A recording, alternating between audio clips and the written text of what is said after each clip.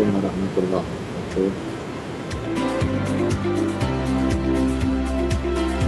Respectful participant and colleagues,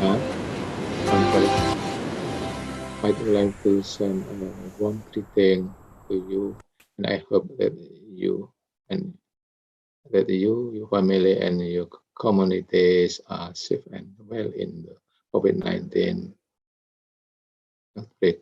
Welcome to the first ICA4C, General Conference on Agriculture and Food Sustainability, which takes place in Saturday, November.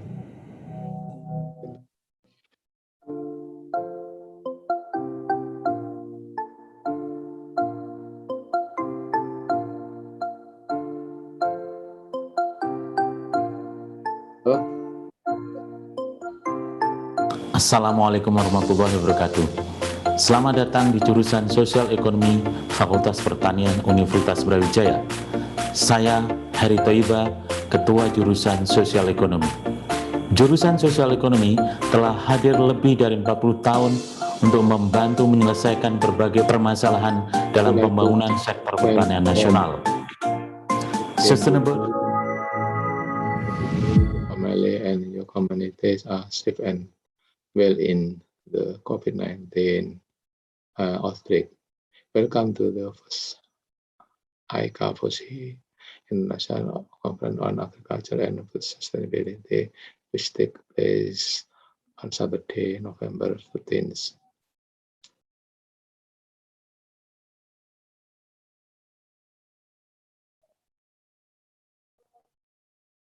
(13th, 2021). I believe it will be. Warahmatullahi wabarakatuh. Good morning, ladies and gentlemen. Welcome to the first International Conference on Agriculture and Food Sustainability, ICA4C, held on Saturday, 13 November 2021.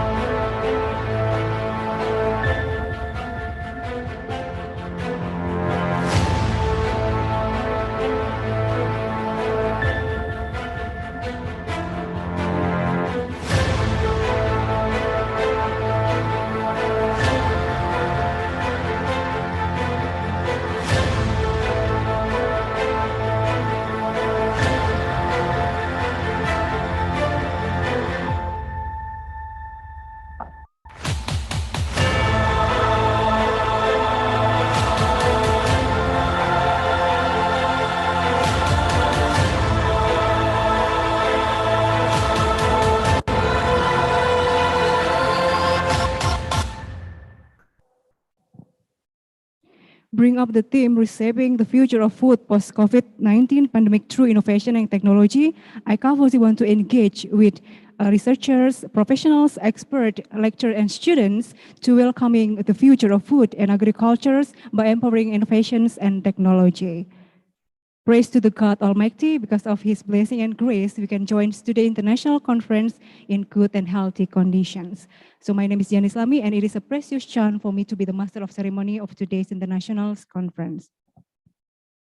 In these special occasions, I would like to welcome to the Honorable Vice Rector of Academic Affairs, University of Brawijaya, Professor Dr. H. Aulani Am, the Dean of the Faculty of Agriculture, University of Brawijaya, Dr. Insinyur Manhuri MS, the Vice Deans of Faculty of Agriculture, University of Brawijaya, Dr. Sujarwo SPMP, Mr. Mangku Purnomo SPM SC PhD, Dr. Hagustano SPMP. The Honorable Head of Agricultural Socio-Economics Department, Faculty of Agriculture, University of Brawijaya, Mr. Heri Toiba SPMP PhD.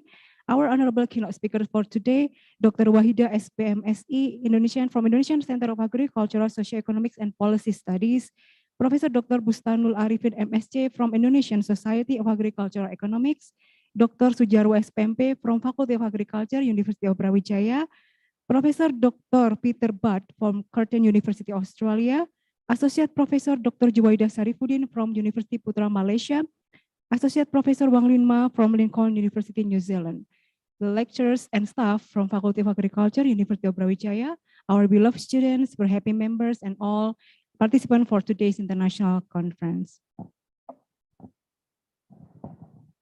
In these special occasions, we have several agendas to follow, so let me read the several agendas as follows. The first one is we will listen to the national anthem Indonesia Raya together, and then we will have the opening remarks from the Dean of Faculty of Agriculture, University of Brawijaya, Dr. Insinyur Damanhuri MS, and then we will have the opening speech from the Vice Rector of Academic Affairs, University of Brawijaya, Professor Dr. H. Auliani Am, and then we will have the documentations. After that, we will have the plenary sessions. And for your information, the plenary session will be divided into two, and those sessions will be led by our moderators today. For the first sessions, it will be led by Mr. Bayu Adikusuma, SPMBA, and for the second session will be led by Mrs. Novi Haryati, SPMP. And then after that, we will have the parallel sessions, and then before the closing remarks, we will have the announcement of the best presenter and also the best articles. And then finally, we come to the closing remarks. And then without further ado, let's start the first agenda. So we will listen to the national anthem together, Indonesia Raya.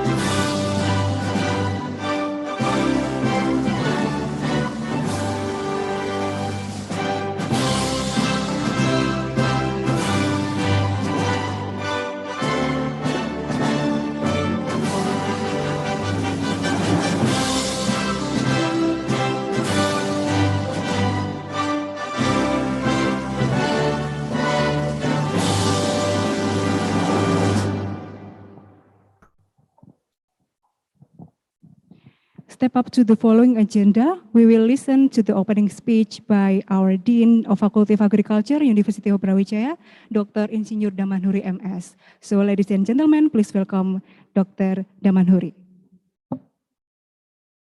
Thank you. Assalamualaikum warahmatullahi wabarakatuh.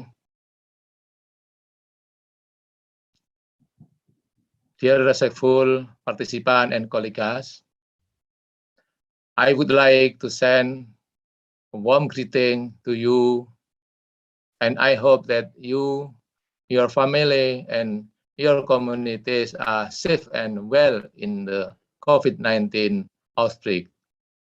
Welcome to the first ICOFASI International Conference on Agriculture and Food Sustainability, which takes place on Saturday, November 13th, 2021.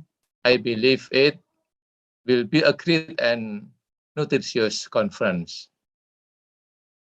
In terms of local and international networking, the Faculty of Agriculture, Universitas Brawijaya is actively involved in collaboration such as an international conference.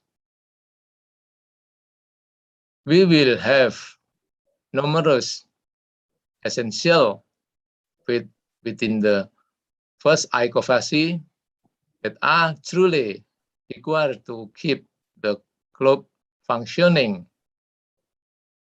Agriculture and food sustainability will be a very essential subject, as everyone will require sustainable food, especially after the COVID-19 pandemic, not only for business, but also for day-to-day activities during these difficult times.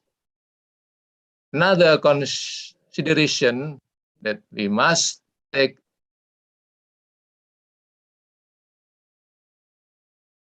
into the account are future farming, food systems, climate change, agriculture, education, agribusiness extension, community empowerment, smart agriculture, food safety and nutrition, agricultural finance and management, food and agriculture marketing policy, land water and environmental economics, community and regional economic network, value chain and international trade, and women in agriculture economics. I would also like to thank for Professor Dr. Insinyur Nufil Hanani, ARMS, Director of Universitas Brawijaya, PERIPI, all lecturers, all reviewers, and also to all presenters and committee from Department of Agriculture, Social Economic, Faculty of Agriculture, Universitas Brawijaya. Thank you for attending this very important conference and again, we hope that the next few days are pleasurable and productive for every one of you. Wassalamualaikum warahmatullahi wabarakatuh.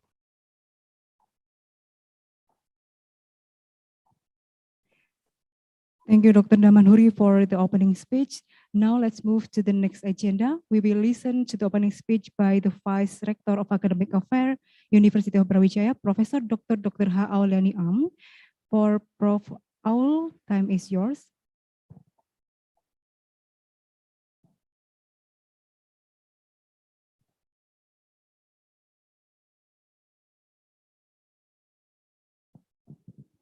I'm sorry, Prof. Aul, I think that the Zoom is still on mute. Okay. Bismillahirrahmanirrahim. Assalamualaikum warahmatullahi wabarakatuh. Very good morning, everyone. On behalf of Universitas Brawijaya and organizing committee, my great honor is to greet all of you and the warmest welcome virtually to the distinguished invited speaker, presenter, and participant in the first International Conference on Agriculture of Food Sustainability. I would like also to take this opportunity to express my gratitude to the Dean of Agriculture Faculty Universitas Brawijaya, Dr. Insinyur Damanhuri MS, all Vice Dean of Agriculture Faculty Universitas Brawijaya for supporting this conference. Ladies and gentlemen, due this pandemic, Universitas Brawijaya adapt in every aspect, both in academic and non-academic activities. As part of our adaptation in academic activities, we have arranged online lecture, discussion, and conference virtually since the beginning of COVID-19 era pandemic.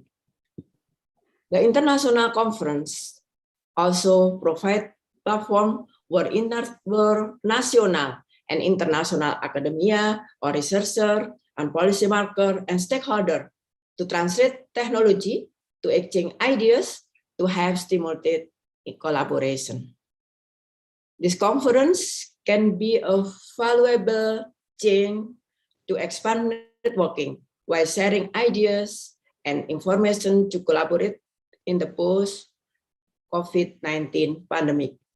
Today, in this conference, of course, we came from various places, could still meet virtually in this conference to enrich our insight and knowledge.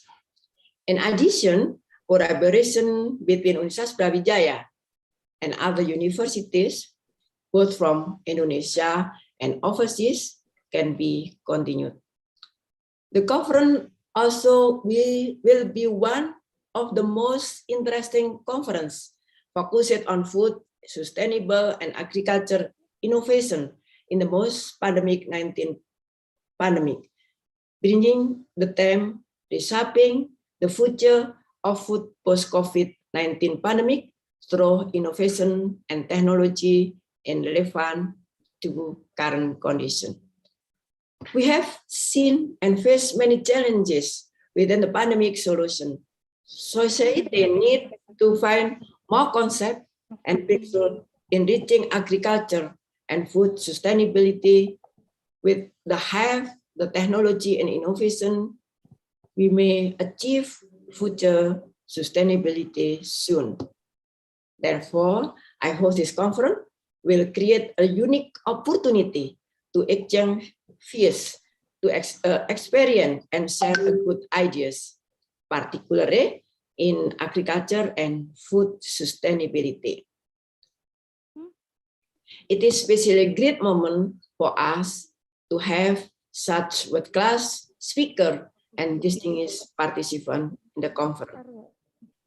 In this occasion, I would express my sincere gratitude to all stakeholders, especially for the organizing committee from Agriculture Socio-Economic Department, reviewers, and university partners.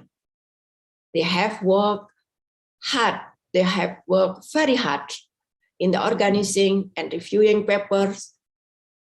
So we also would like to express our gratitude to the moderators and Mr. Ceremony on the conference day. Welcome this conference, and we hope that first international conference on agriculture and food sustainability, first ICOFOSI, will be successful and enjoyable to all participants. Amin. Wassalamualaikum warahmatullahi wabarakatuh.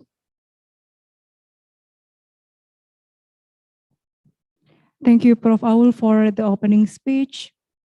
And then for the information that this conference is a collaboration with Reshaping Organization of Socioeconomics Indonesia. And on behalf of the faculty and the committee, we want to say deep condolences for Professor Dr. Rudi Wibowo MS, who passed away this morning. So may Allah give the best place for him next to Allah Subhanahu wa Ta'ala. And then step up to the next agenda, we will do documentation. So I would like to invite all the participants to turn on the camera so we can take pictures together. Okay, documentation first. Okay, so once again, I will invite all the participants to take photo together for the documentation. Okay, we will take documentation first. So I will count to 3. So please give us your best smile. 1, 2, 3. Once again. 1, 2, 3.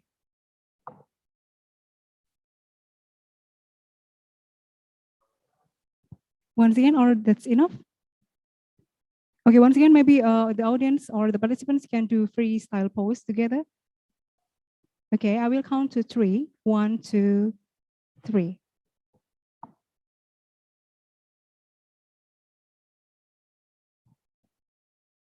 Okay, thank you so much for all the participants. Now we move to the main agenda for today, the plenary sessions. As what I said to you previously, that this session will be divided into 2 sessions, and it will be led by our moderator today. So we come to the first sessions of the plenary sessions, and it will be led by Mr. Bayu Adikusuma, SP MBA. Before I give the floor to the Mr. Bayu, I will give you some informations about Mr. Bayu Adikusuma, SP MBA. So he is a senior lecturer in the Agricultural Socioeconomics Department, Faculty of Agriculture, University of Brawijaya. He was born in Purbalingga, July 28, 1981, and the educational qualification is the Bachelor of Agricultural Extension in 2004, the Master of Agribusiness Management in 2015, and then for the expertise, He expert in the agriculture extension, agribusiness communications, community development, and rural communication and innovations. So to start the plenary sessions one, I will give the floor to Mr. Bayu Adikusuma, SPMBA. Mr. Bayu, time is yours.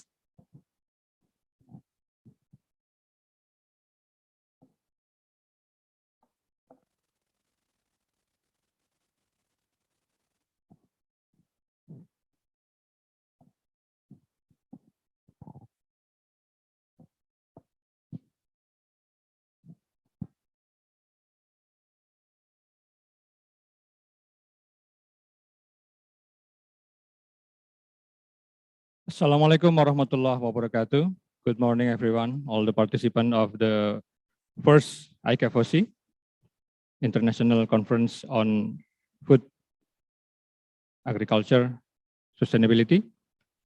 The Honorable Rector, represented by Prof. Aul as a Vice Rector on Academic, and the Dean of Faculty of Agriculture, the Honorable Dr. Damanhuri, and also the keynote speaker, Dr. Sujarwo, Dr. Wahida, and Prof. Busanul. Welcome to the first ICAFOC. And then all of the invited speakers who have been attend this morning. When we are talking about sustainable development, it is very important to prepare that in the near future, 2050, we need food more than for the population of the world, and we need to prepare that. And this is an opportunity for our country, for Indonesia, to prepare all of this challenge. Before we start the first plenary session, I would like to introduce the keynote speaker for today's conference. The first is Prof. Bustanul Arifin.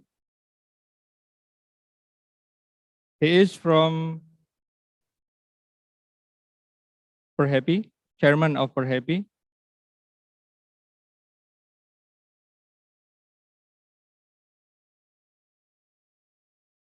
He have an experience at as a professor agricultural economic in Lampung University, and then senior economist on INDEF, and then chairman of Komisi Penyuluhan Extension, National Extension of Agriculture, and then the chairman of Perhappy, Indonesian Agriculture Economic Association. The second, I would like to introduce Dr. Wahida. Dr. Wahida is a researcher at Indonesian Center for Agriculture, Socioeconomic and Policy Studies. And she was an attaché of agriculture in European Union. And then the third is Dr. Sujarwo, my dear colleague from Faculty of Agriculture, Brawijaya University.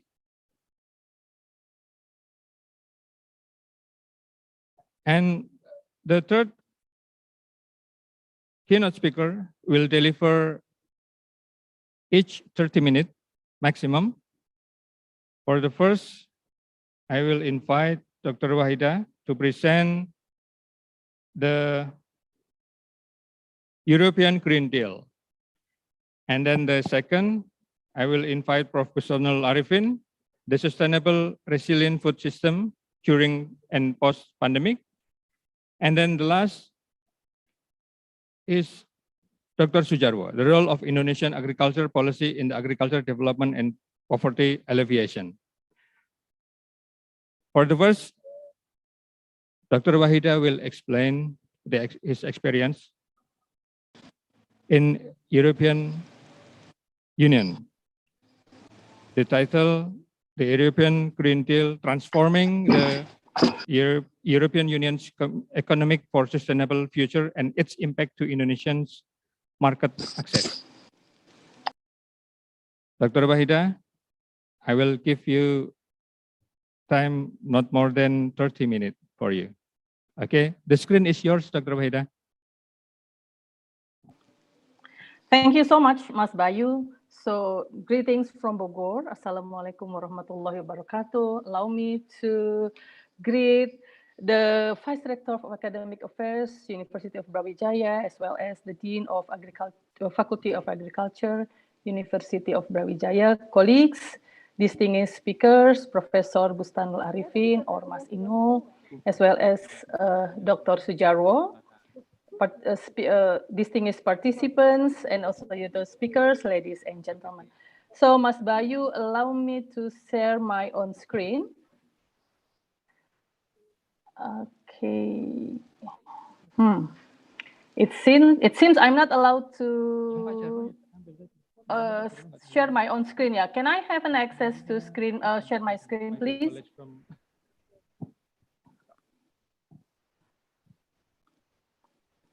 Excuse me. Is it possible to have my? Am I allowed to share my screen? I couldn't see the share screen button here, or should I send it to?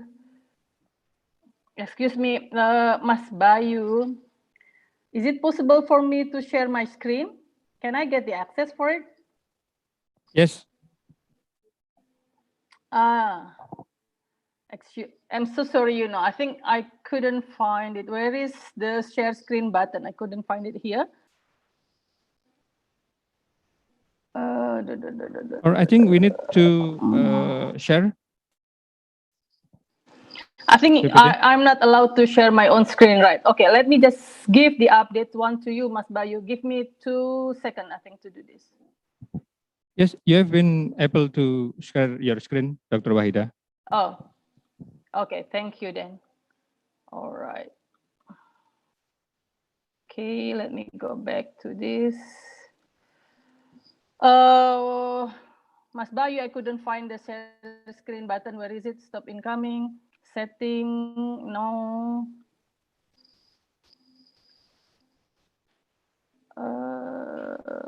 I think I'm not, okay, Mas Bayu, I think I did the screen to you and then you can just let the invitee to, I mean, the panitia, the organizing committee to share my screen then, because I gave it already to them. Okay, yes, I will tell the committee to share your PPT. Yeah, because the screen button, the share screen button is not appear on my computer. Wait a moment, please. No worries.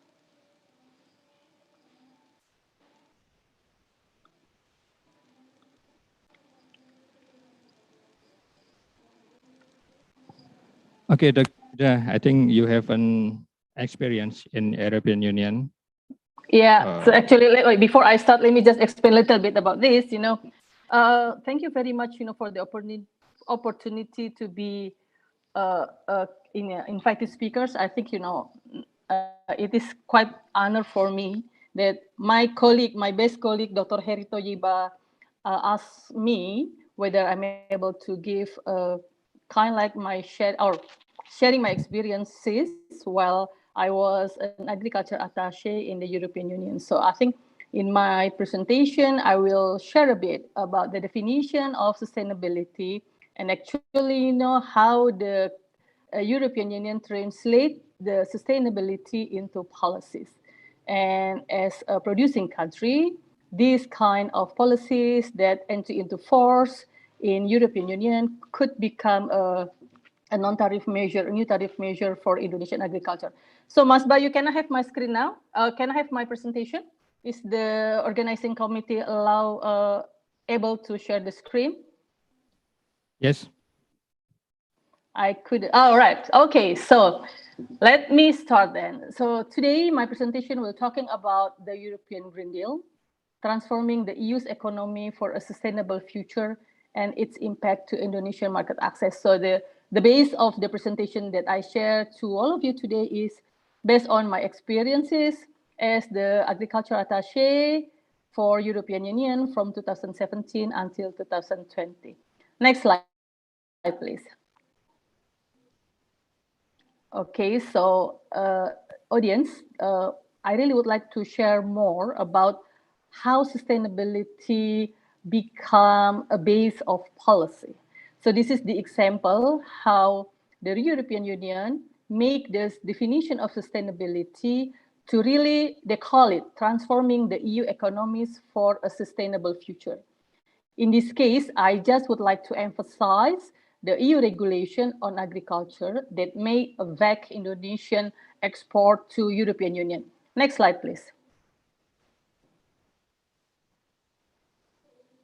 Okay, so this is, I would like to give you some background.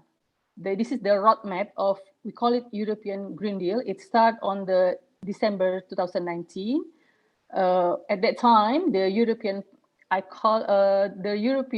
president at that time is a woman, Ursula von der Leyen. He is a Germany, and then he launched what we call now as European Green Deal. What is it? What is the European Green Deal? It is a package of action. So I just highlighting the most important by using the red font. Reduce greenhouse gas emission to minimize the use of resources in achieving economic growth. It means the products sold in the EU market will to meet sustainability standard. Now, since this international conference talking about sustainability, the entire presentation will explore more about the definition and how the sustainability form the standard and policy in the European Union in particular. The EU itself aiming to transfer this following. The first one, there is no net emission on greenhouse gases by 2050. So economic growth is decoupled from resources use for sure. The resourcing itself has to be efficient and also meet the environmental criteria to make sure they will able to achieve the net emission in 2050. And the third one, no person and no place is left behind. Actually, this third one make Indonesia also has to comply with the European regulation if we still want our products has a display in European market. Next slide, please. Okay, and then this is the year when all the European regulations start entry into force. The EU actually, the last 14 July, launched the first set of legislative proposals. What is that? What is those legislative proposals? If I mention about legislative means policy or regulation, it's create the aspect of economic importance such as energy, industry, mobility, pollution, biodiversity, and food. This is the 6 sectors that the first targeted by the European regulation. The first one is the increasing the ambition of EU emission trading. The second one also land use, forestry, and agriculture. Increasing the ambition of EU efforts start sharing regulation, social climate fund, aviation, and EU ETS, and also CO2 emission. This is the kind of European regulation that come into force in this year. Next slide, please. So I think now I would like to talking about what is the ambition. This is the ambition. I don't want to repeat once again.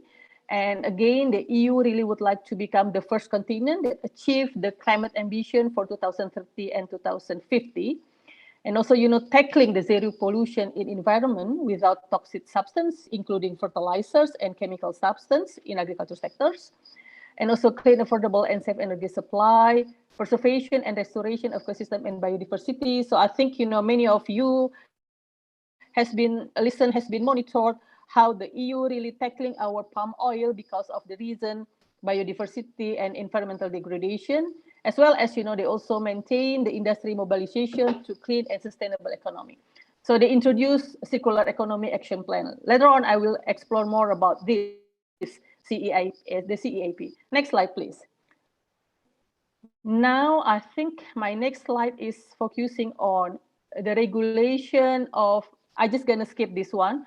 And also, this is just to share to you the most prominent, the most policy that really affect agriculture sectors. The first one is the farm to fork strategy. I'm gonna explore more on this particular policy. I think, we just skip this one and then let's go to the next slide, please.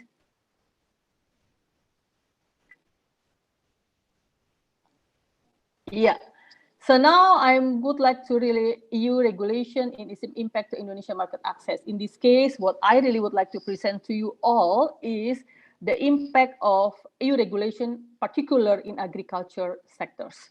Next slide, please. Okay, here it is. So okay. When we talk about sustainability, this is the EU Green Deal that really tackling the issues of agriculture. So they put the regulation as they call it from farm to fork, our food, our health, our planet, our future. So actually this is how the translation of sustainability into a policy. The EU ambition is moving towards a more healthy and sustainable EU food system. So actually, this is a cornerstone to the European Green Deal. This is the most important thing that EU start to regulate the policy starting from their food system. That's why at the moment EU over a proposal to Indonesia in the frame of Indonesian EU SEPA. So they just recently offered the proposal they're calling a sustainable food system. They will start using bilateral agreement or multilateral agreement to really pursue this regulation to their trading partner, including Indonesia. Actually, we really would like to know what is it? What are the farm to fork? They really would like to make sure European, so we're talking about the consumer, get a healthy, affordable, and sustainable food. At the same time, they also aiming to tackling their climate change, protect the environmental, and also have a fair economic return in the food chain and increase organic farming. Organic farming is kind of like a good opportunity and a new window for Indonesia if really would like to have more of Indonesian product export to European countries. Next slide, please.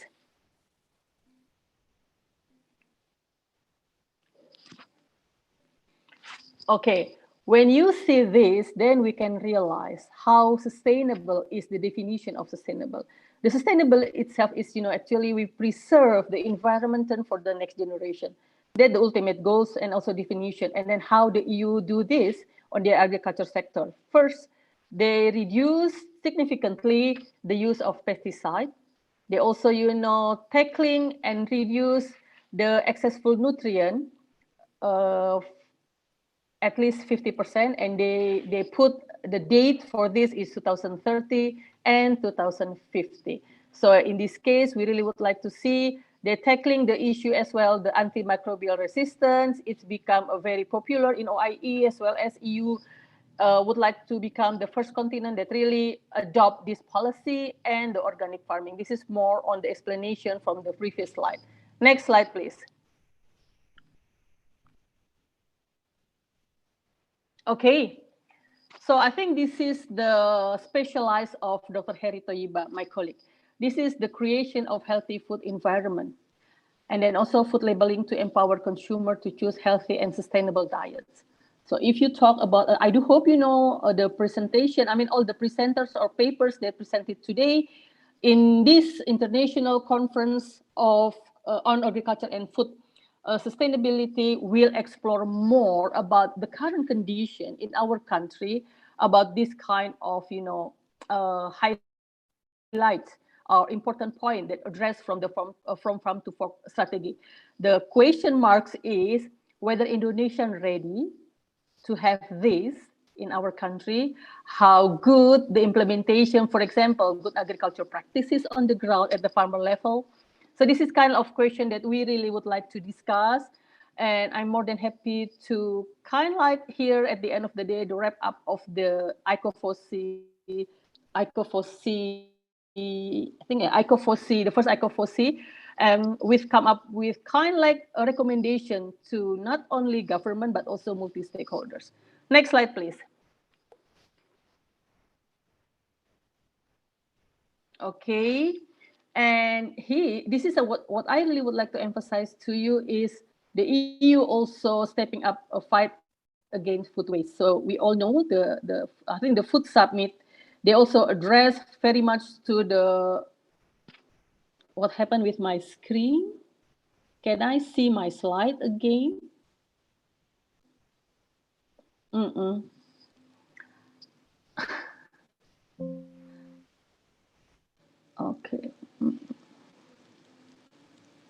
Can I Wait a have moment, my Dr. Farida. PowerPoint back, please?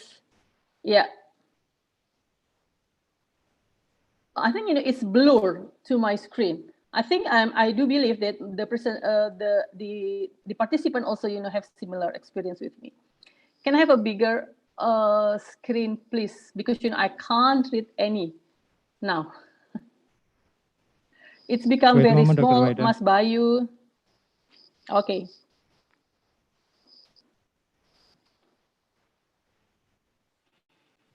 Is it clear enough? No, it's very small. Okay, wait a moment. We will get to the previous slide. Yes, I think the previous format is great for me, Mas Bayu.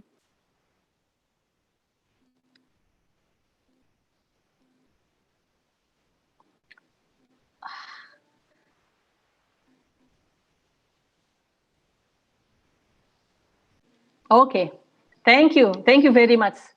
Okay, now I having my screen, my slide back. Okay, here the stepping up. Okay, let me just repeat once again. With the Farm to Fork, they also tackling the issue of the fight against food waste. So food loss and waste also become a very hot topic on the food summit last September, and also the EU. This is the difference. I mean that make EU very strong as the continent is. They also involve research and innovation. To inform you all this policy that developed by the EU is also based on the research and recommendation coming from the science base. So this is based on science proof that really become their background to or justify the movement in developing the policy. And also, EU also would like to play a significant role to promoting this policy to the global transition.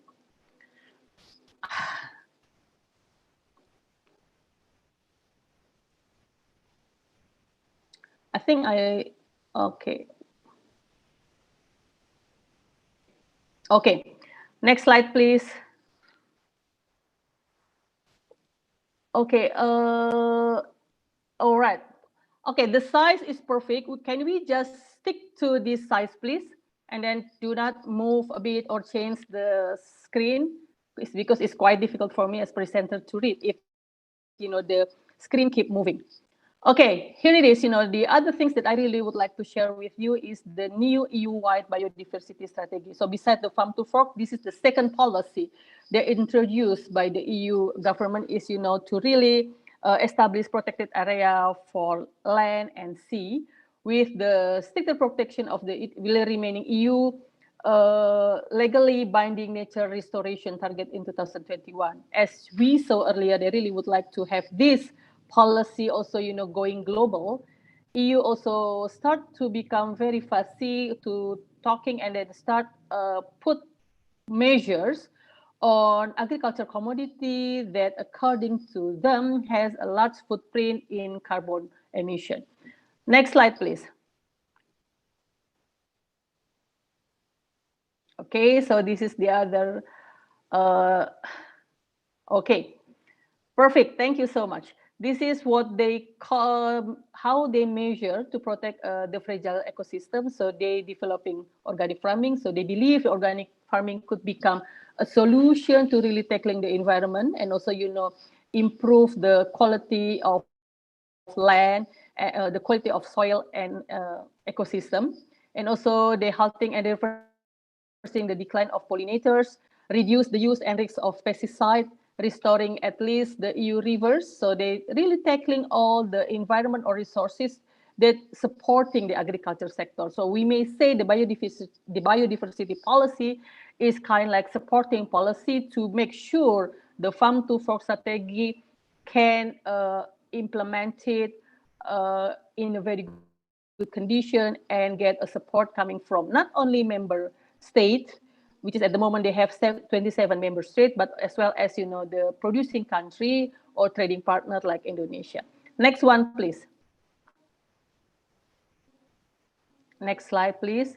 Okay, so now I really would like to speak with you about the Circular Economy Action Plan. In the circular economy, actually, how it relates to agriculture, because this is what I really would like to share with you.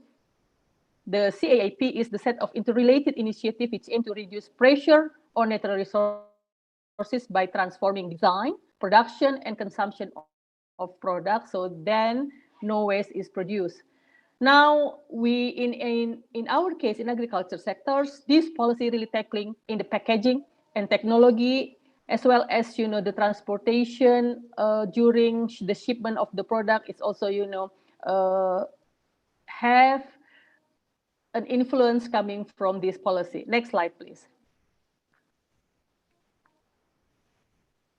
Okay. Okay, so I think what I really would like to focus on to you, again, talking with the sustainability, the EU released this policy, and then they put the directive. Directive means the new regulation on single-use plastic and mandatory eco-design requirement. I think all of us may be familiar with eco-free label that use, for example, soy, ink, those kind of things, and also all the labels of FSC, for example, and the other kind of labeling that really mention or on informing the consumer about the sustainability of the packaging of the food that they consume. So this is kind of like make the product become very expensive. In particular, if you use all product renewable or meet the European standard, and is always equals with additional cost to the product. Next slide, please. Okay, so this is the definition by circular economy. I think, all of us is familiar with the, what you call it, the logo that they put here. There is a recycling, distribution, and also, this is the aim of circular economy. And the main goal is really to reduce food loss and waste in agriculture sectors, and including also the packaging and labeling that they put into the product. Next slide, please. Okay, now we're going to talk about Indonesia. How does the European Green Deal impact importing country?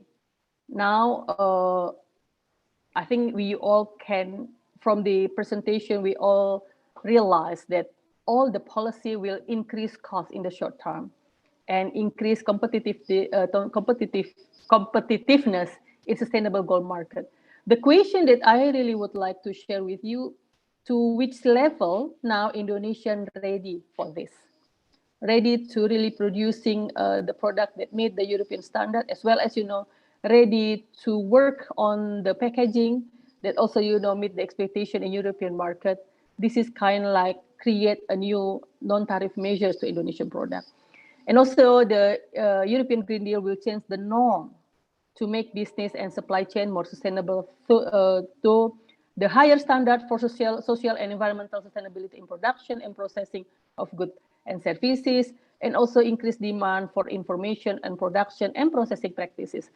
Okay, so the number 2 is the main issues, the most least policy that they're expecting the producing country able to fulfill it, which is the traceability system. So everything from the EU policy start with the traceability. So I think this is the list that we have to fulfill, and that is better for us to start thinking about this. And I really would like to encourage not only the government, but also multi-stakeholder to really, hand in hand, to be able to develop our own market, to make our commodity ready to entry such a stringent country with standard and regulation like the EU. So this is a big question to all of us. Next slide, please. So I think at the end of the day, all the EU policy will end it to labeling and certification. So if you can see, okay, if you can see here, majority of the product that come to EU market, so this is the data of 2016. I do believe, maybe this is slightly a significant change on this. You can see from this, majority of the product that sell or entry EU market is uncertified. So all the regulation that EU made will be ending to a certification or labeling. And also, they will open to the producing country to register to get approval that their product is really meet the European market and European standard. the European standard. Next slide, please. Okay. Okay, this is a traceability. In particular, at the moment, Indonesia also has a problem. We already start having a problem with the EU by all this regulation. In particular, for a product that contains animal and animal byproducts. So they also, have a regulation. And one of the company that also experience with the problem is Mayora at the moment. So I think, we all familiar with Kopiko, the most favorite coffee candy, and they have problem in Hamburg because of this regulation, in particular because Kopiko contains milk.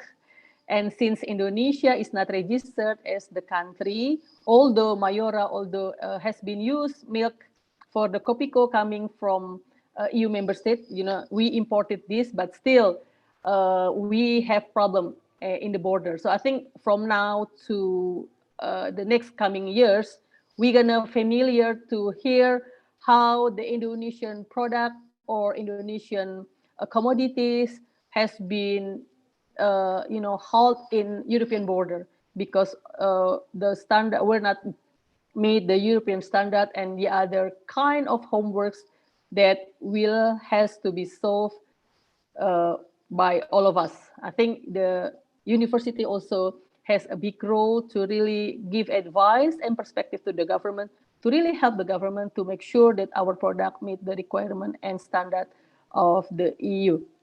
Next slide, please. Oh, okay. So this is, I think, the end of my presentation. And also, I will share the example, after this. So this is the timeline of the upcoming EGD policy. Actually, for agriculture sectors, we have to clearly have a look with the timeline, because when the policy entry into force, meaning your product has to meet the European standard, otherwise our product is not able to enter the European market. So next slide, please. I'm not gonna share on this. Let's share to the two. Okay, just keep this slide and also the next slide, please.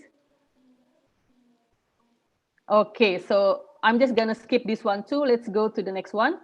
So I really would like to give the sharing with you what opportunities to export. So if we translate the previous one as the threat to our product, at the same time, we also have opportunity.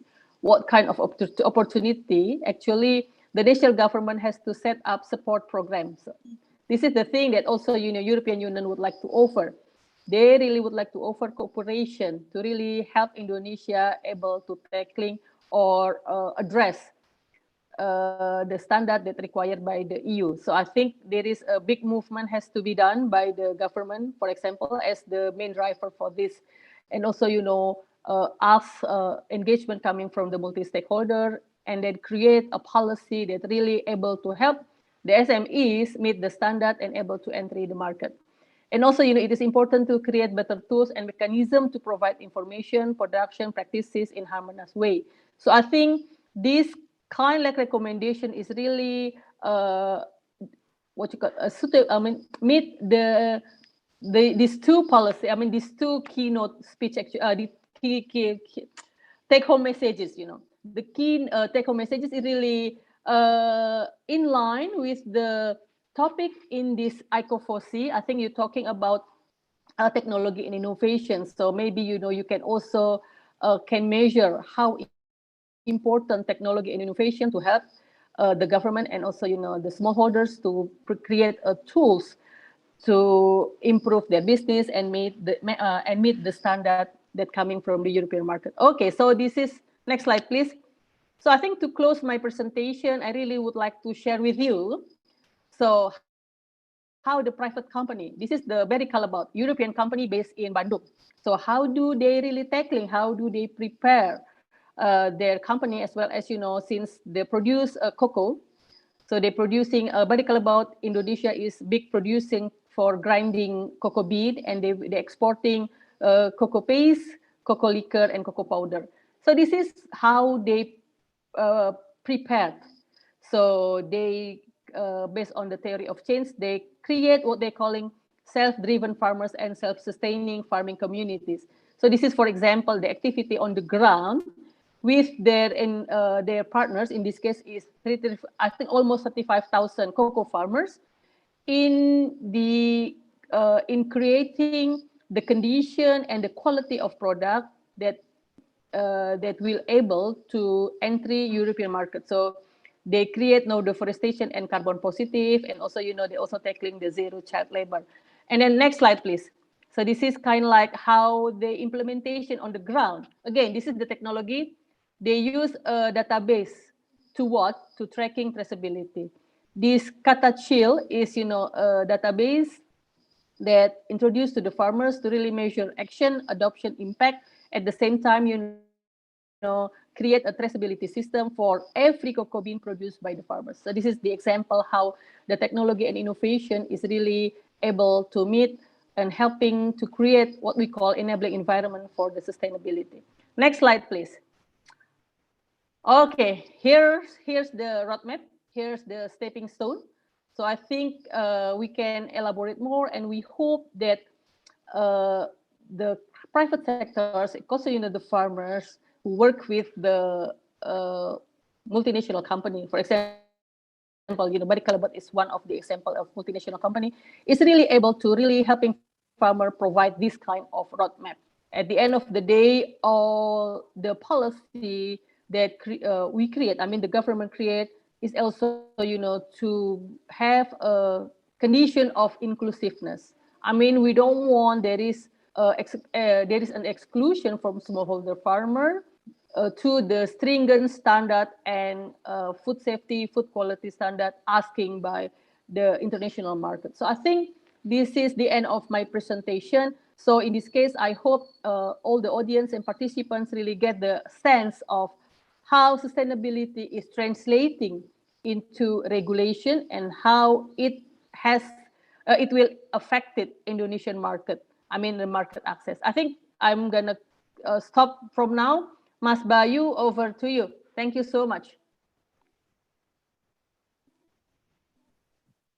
Thank you very much, Dr. Wahida, for your presentation. It's very concise, very complete, and how to take advantage of this opportunity, I think it means.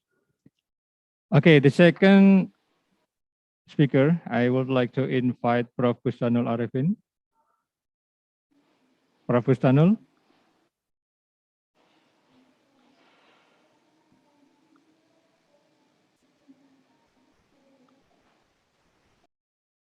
Prof. Bustanul, I would like to invite you to this session.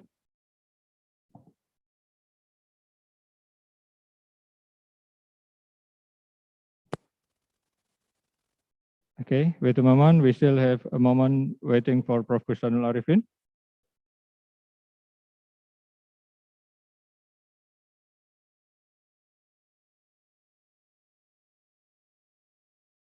Prof. Bustanul Arifin is from University of Lampung and very high experience in agricultural economic.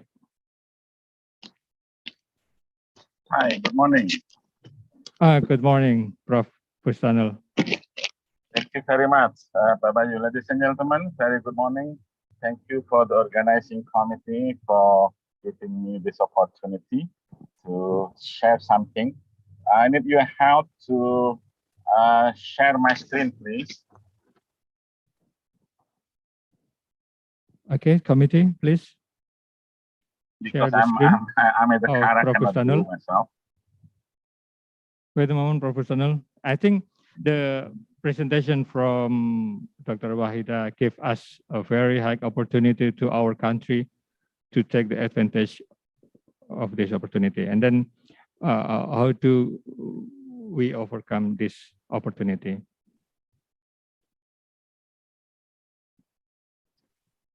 Thank you. Ladies and gentlemen, what I would like to share with you, just waiting for my presentation to be on, is what's been discussed very intensively during the G20 meeting. Okay, it's called Sustainable and Resilient Food System. Okay, especially after pandemic, we can do that. I think it will be very good. Did you find my presentation, please? No? Yes, wait a moment. Okay. Okay, what is this? What is SRFS? Sustainable and Resilient Food System. There's something maybe about 5 points I would like to share in this very short time. First is about the SRFS by itself. Basically, it is okay. There we go. Okay, Professor. Yes, please. Next slide, please. At least I have 3, maybe 4 that I would like to share, and how countries in G20 is really very trying very hard, working very hard to implement what's called SSN, Food Security and Nutrition Framework. Okay. Then the adoption by the Indonesian government, I'd like to share for that food system approach. Then just to update you with food security index and vulnerability atlas, that is what we call it normally. Then since the theme of our conference is on innovation and technology, I'd like to share with you about the issues of innovation and improve nutrition to sustainable. Okay. Okay, next slide, please. Oh, wait. What is this? What is it? We can make it full screen. I think would be very good. The basis of a pandemic, COVID-19 pandemic, I think is very. I think you can say that you can see, but in September, the Minister of Agriculture has communicated. The communique is very good. Look at that, the communique. Sustainable and resilient food systems are fundamental to food security and nutrition, contributing to healthy and balanced diets, poverty eradication, sustainable management of natural resources, conservation of ecosystem and climate change mitigation and adaptation. Okay, since G20 by itself is about 20 countries, many differences, maybe we could adopt what are important and what thing that we could modify to fit in our country. Okay? The good thing is in that communique, there is no sustainable growth without economically viable agriculture that generates a stable and a rewarding income and create a decent work. Okay, that's I think very clear over there. Okay. Okay, next please. I think I don't have to repeat that. I think we all know here in this room that after the because of pandemic, many new poor people, I think it's even increasing. The point of this UN policy brief, if we do not do orchestrally, if we don't do together, okay, things if a new hunger and new malnutrition episode will come, it takes years and years to overcome. Okay, next please. That's what I would like to share. Next slide, please. This is about the FSN. This is good actually. All how many 20 countries? Okay. Just share the interest to do food security and nutrition. First, increase responsible investment. Okay, that's very important. Second, there are 5 components you can go through there. Next slide, please. Second, increase income and quality employment in food system. There we go. So the idea is we cannot leave our rural people that's normally producing food, okay, and also stay in agriculture. The third framework, next please, increase productivity sustainably to expand the food supply. So improving supply in terms of availability is still very relevant. Of course, we understand that we also should manage the demand. Okay, next slide, please. What is the principles in our conference? I think is very relevant. Integrated, inclusive, and equitable development. There is no such food security achievement, food security and nutrition achievement without integrated, inclusive, and equitable development. Next slide, please. You can learn. What is the Indonesian achievement so far?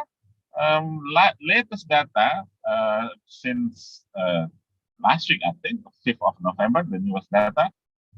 We grew quite well in the third quarter of this year.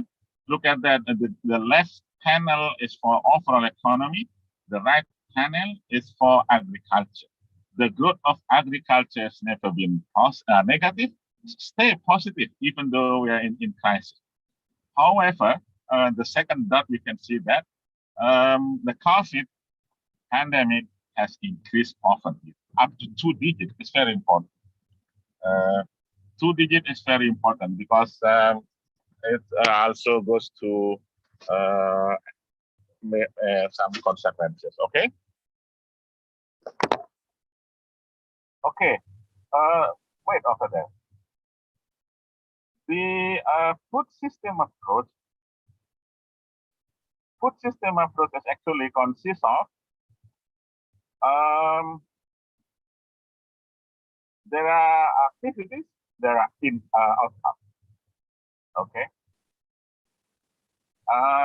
Activities and outcomes. What is activities? What are the activities? Production, distribution, processing, and consumption. Okay. Then the outcome is process. That we mentioned. However, since the theme of our conference is also about sustainability, you can see in the right panel over there.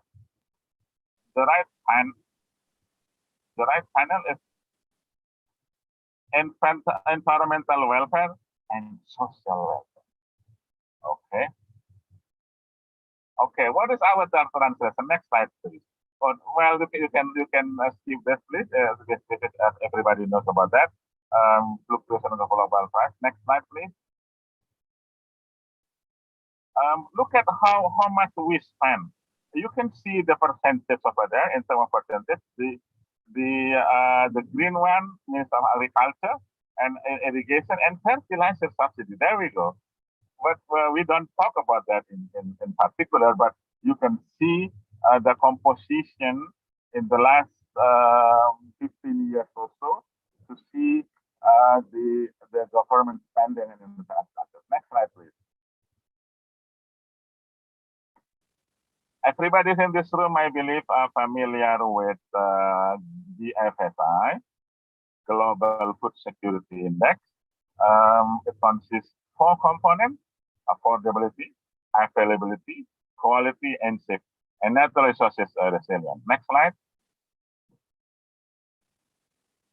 Indonesia is still in the rank of 65 out of 113, which is quite low. It's a half. In the middle class.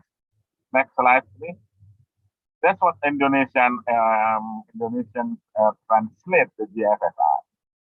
We call it FSDA, Food Security and Vulnerability. Okay. It's about the same with the Food Security. Food Security Index. We call it FSDA. And next slide, you can see the map. Next slide, please. Look at the map. If you see green color, it is show good food security. But the red and black, dark color, that represent vulnerability, maybe insecurity over there. Okay, next slide, please. Okay. Maybe I don't have to spend too much time on each commodity, but this is only what you call general information that production performance is not that good. Okay, next slide. Okay, this is the issue. Okay, we in rice production experience declining production capacity. Since the production capacity is declining, the productivity at least stagnant, at least decline. And sustainability also very important. Okay.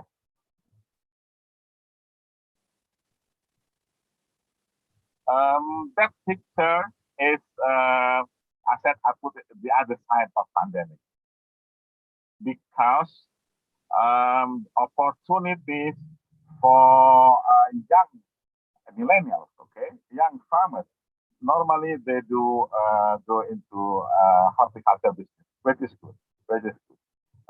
Then hydroponic, you can see that. The right panel is kangkung. Kangkung is also very important for providing vegetables and good vitamin. Next slide, please. That's the key in our concept. Okay, innovation. It also depends on how much research and development spending budget. The Indonesia, the circle for Indonesia is very low. All the way down over there is it's far away below United States, China, Germany, Japan. Okay, so we still far away to go to improve the research capacity. Then, if you want to discuss there about the new agency BRIN, then you can do that. You can ask Ibu Dr. Wahida for that. Okay, next slide, please. That's the comparison similar to what we show in terms of graphics, especially in agriculture. We are very low, okay, compared to India, China, and even Malaysia. So the technological challenge, technological change is also very crucial in our food and agricultural system. Next slide, maybe last slide. That's the description of innovation and advanced agricultural technology. Okay, next slide, please. Maybe the last slide of the time constraint. If we could have technological change that improve nutrition through sustainable agriculture, that's also very important. I quote this research, opinion by, I think, USAID project, okay? 5 components also very important, including the role of women and so on. Okay, my last slide, next. Okay, first key, improve productivity and efficiency through crop breeding, climate change, adaptation and mitigation. Calls for new knowledge, okay, for tools, transdisciplinary ecological risk, the future food security for this part must rely on more specific evidence-based policy. Then human investment. Human investment including education, expansion, training, empowerment, and so on. So, ladies and gentlemen, this is my talk. We will invite question and answer and discussion for the next. Thank you very much, Pak Bayu. Assalamualaikum warahmatullahi wabarakatuh.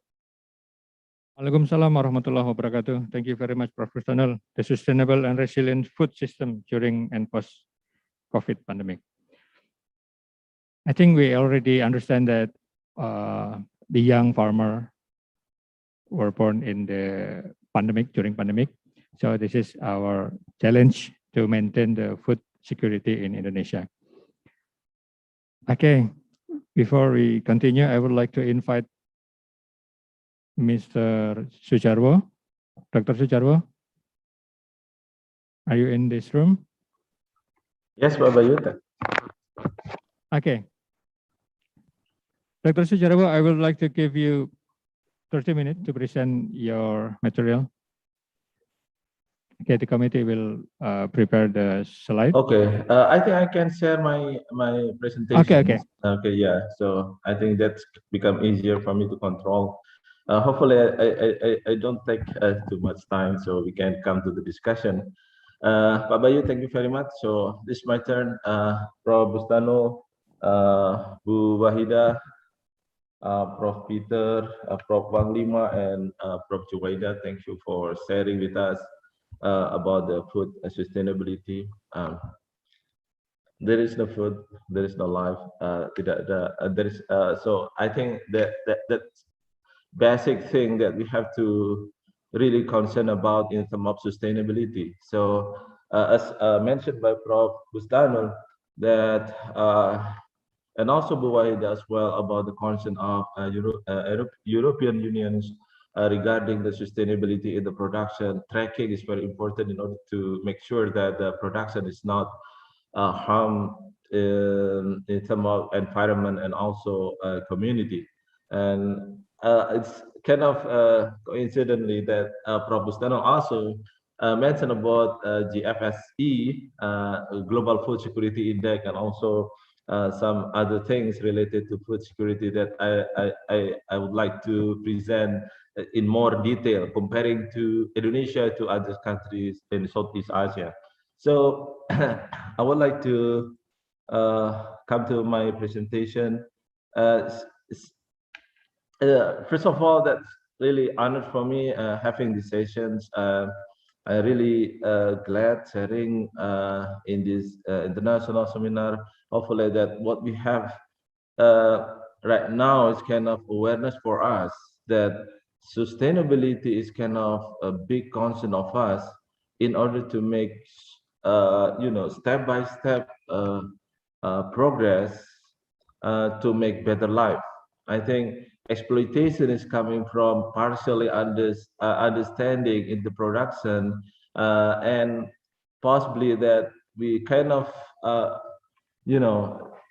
didn't pay enough attention in terms of environment and also community development. So development itself sometimes kind of tricky, and having a trap achieving the growth, the high growth of economic, then we come to the inequality and destruction of environment. So it's kind of the cost that have to be incurred in the as kind of cost of the development. So have to be reducing in the minimum level.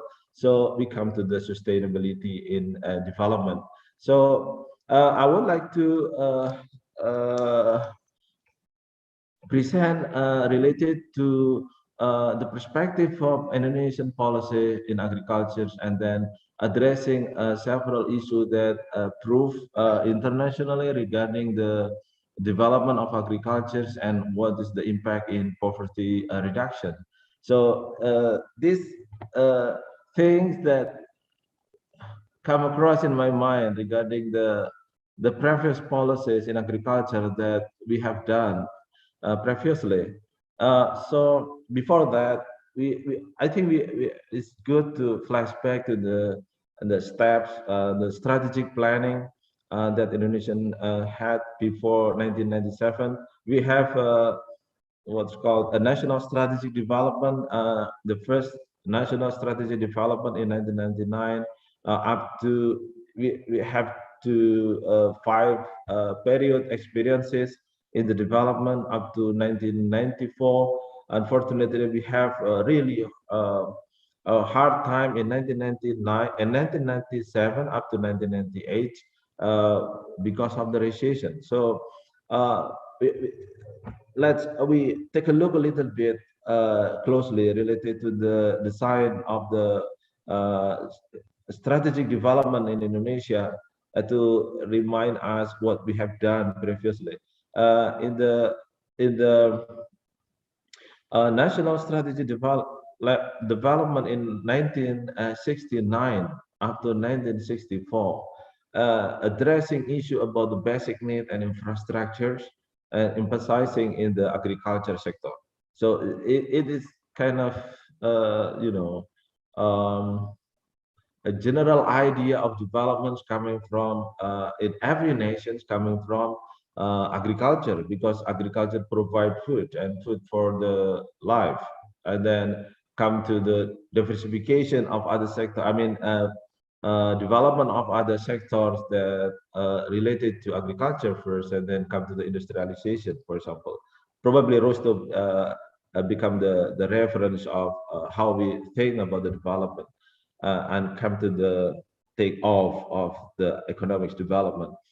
So starting with the concern about the basic need fulfillment, and then come to the second step of national strategic development in 1974 up to 1999. Increased development outside of Java, because Java is the central of the development, and then a little, I think, the significant gap between the budget used in Java and the outside of Java. So the concern shifting to the how is the development in the islands outside the Java. 1974 after 1979. So migration, including migration of the population program to outside of Java. And then 1979 up to 1984, we getting increased significantly in the in terms of the production of food. So we come to the award of food self-sufficiency in 1984, I think. So in terms of the design of the strategic development of Indonesia in that period, aim to create new jobs and industrialization. See that we come to the labor intensive industry to create export supply. So we come to the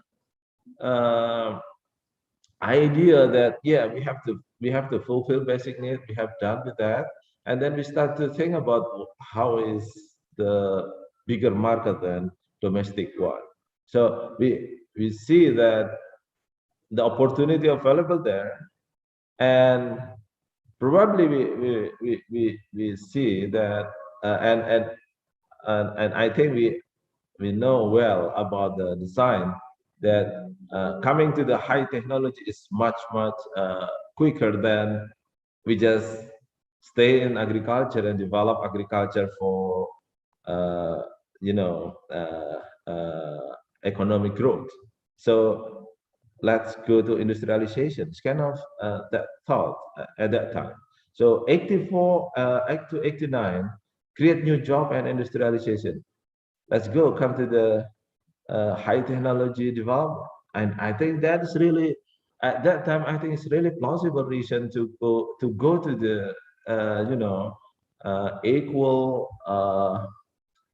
position with the other countries. So we have a really strong figure in that time. Probably we can say from Habibie that trigger Indonesian policy into industrialization. I think that's really reasonable, but in terms of balance of development, I think agriculture is kind of left far behind from industrialization in terms of the budget for research in strengthening production, strengthening human resources in agriculture. So quite the portion I think is not that quite good. So come to the industrializations, and then 1989 up to 1994 we come to the transportations, communication and educations in order to support what's called the industrialization of Indonesia, I think. But again, the history proves that we don't have enough solid foundations to lift up from agriculture to industry, because I don't know why. I know a little bit that we are given by God that resources of Indonesia is agriculture. I think it's not about food production, but also plantations. We have all over the islands fertile soil, or I think a specific soil that can be used for agricultural purposes. But I think due to the fact that we come across to the idea of industrialization, it's kind of agriculture is not that good. And then the policy come to the industrialization. Right now, when the second experience is here the Indonesia related to the external shock that we experience very mm, bad conditions in terms of economy, macroeconomy of Indonesia in 1997 and 1998, we really cannot finish the design to come to take off in economics take off to industry, take off to a strong industrial nation, for what probably I can call that. But so again, the agriculture as Prof. Bustano said in bahasa bantalan, agriculture is bantalan. It's kind of the menjadi bantal, become a foundation again that save the macroeconomy starting from agriculture. So this is, I think, that we have to realize, and we have to, I think, God sent the message, I think, sends the message that come to the agriculture again. The 1997, 1998, and then right now, COVID-19, again, agriculture. But as we know so far that when the situation is good again, and then agriculture is not good again. So I think we have to shift our thought, that thing about agriculture in the right proportion, I think. As mentioned before with Bu Wahida, that the productions should be traceable, and agriculture production should be using the environmentally friendly and in the sustainable way in terms of resources allocation in the production. So when I thought about that story and then come to the performance of economy, we see that like this. Singapore, Indonesia, Thailand, Malaysia, Vietnam, in terms of the GDP, the size of the economies, Indonesia is bigger in the right side here, but in terms of the per capita income, Singapore is the biggest, the highest, and then Indonesia is the biggest because the population is so huge comparing to the other nation, but in terms of per capita, Singapore is the more productive per person, per individual, per person, per capita. So Singapore is the highest, Malaysia, Thailand, Indonesia, and Vietnam, and lower than Indonesia, but Indonesia lower than Malaysia and Thailand. But in terms of the size of economy, Indonesia is the biggest.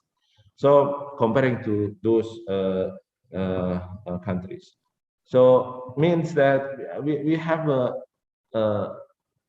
to consider about the low productivity in human resources of Indonesia. I think we have to think again about the probably how is the agricultural sector should be designed, how is the economy of Indonesia should be designed, and starting from the previous one with the national strategic planning, Pelita 1 up to Pelita 6. It's not finished in 6. We still focus on the production, but in terms of, I'm sorry, kind of quote exploitation like that. So let's growing the crops intensively, and we produce as many as possible, the yield as higher as possible, the yields, using fertilizers, applying the pesticide, and so on and so on. And the result is that land degradation. So we do not yet enough concerns about environment. So we have to back to the right path in agriculture development. And I think we have already started.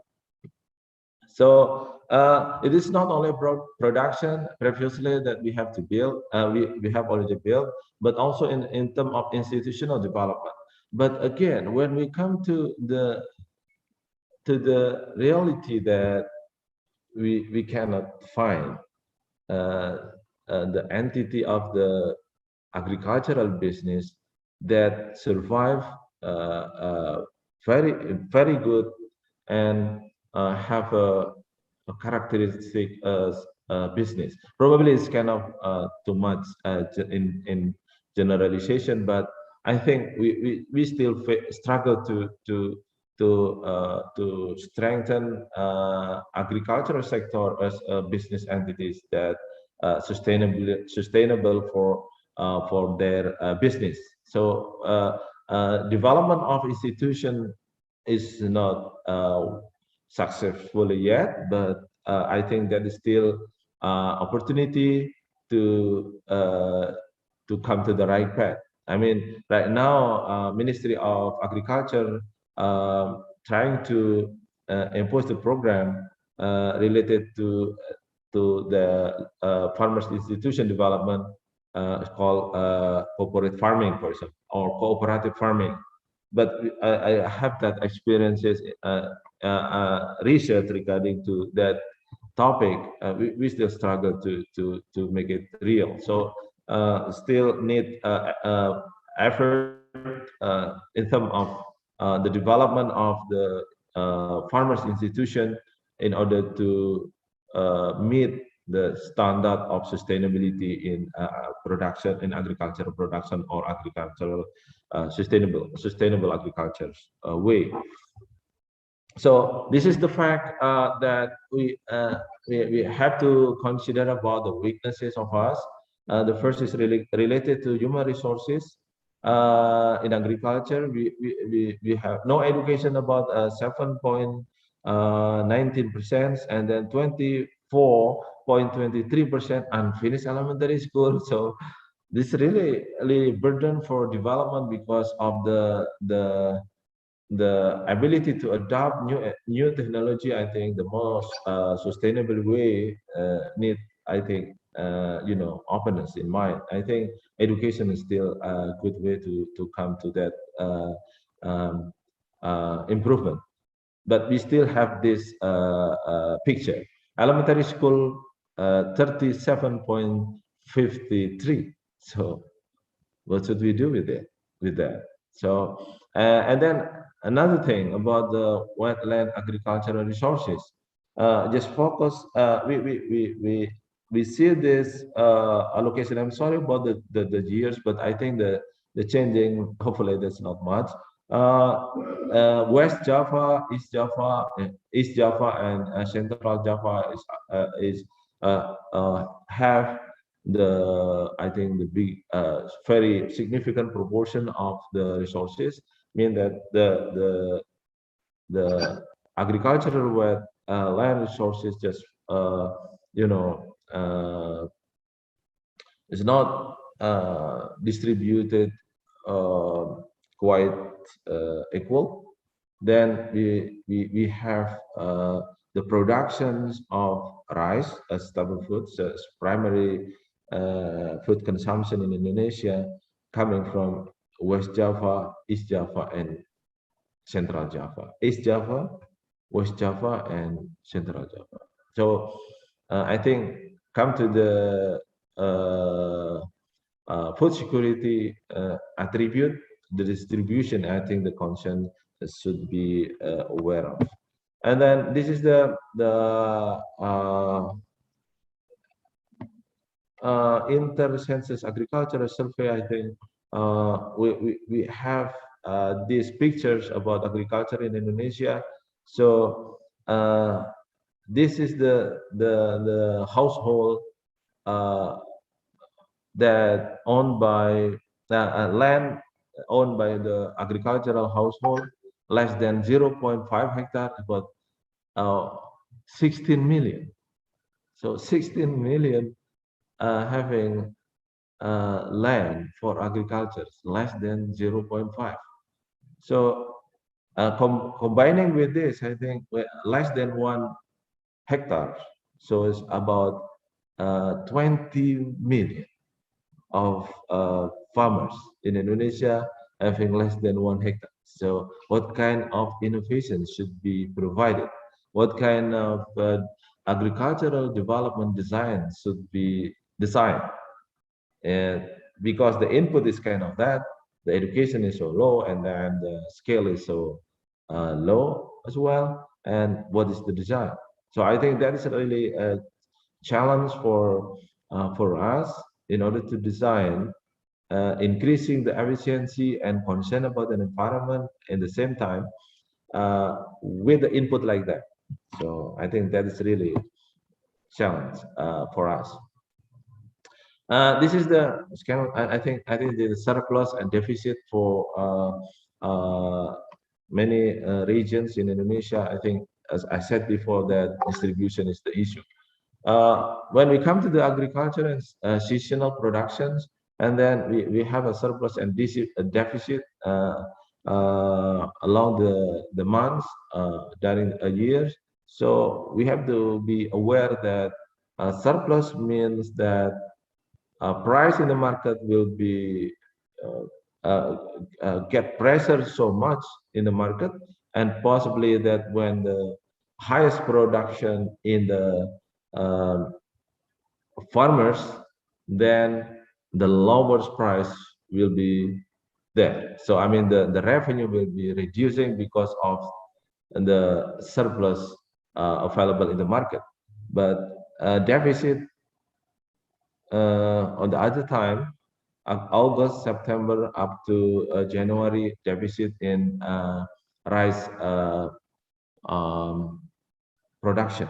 So when we make a agriculture development, we have to really consider about the seasonal production of agriculture. So Ministry of Agriculture cannot just push the farmers to produce using certain technology, high yield, variety, for example, and then produce more and more agriculture. But in terms of market, didn't manage well. So and then the problem come to the farmers again and become poor and poor. So I think this is should be considered in designing agriculture development.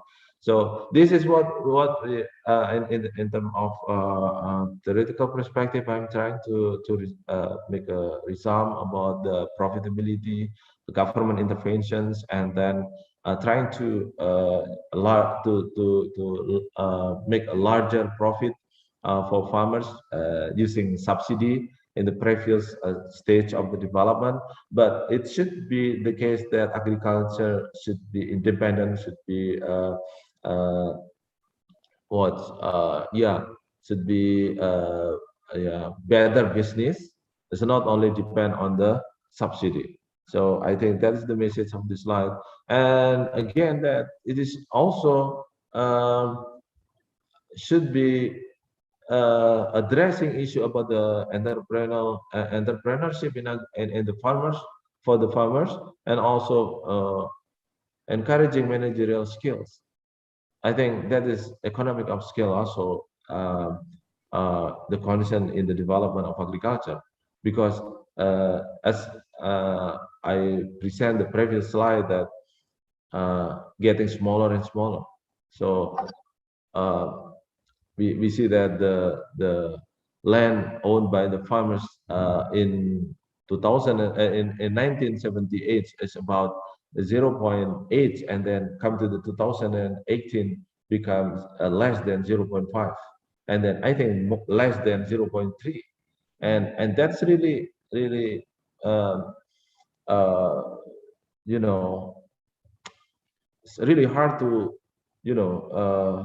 get out from the poverty level. get out from the poverty level. So yeah, that's it.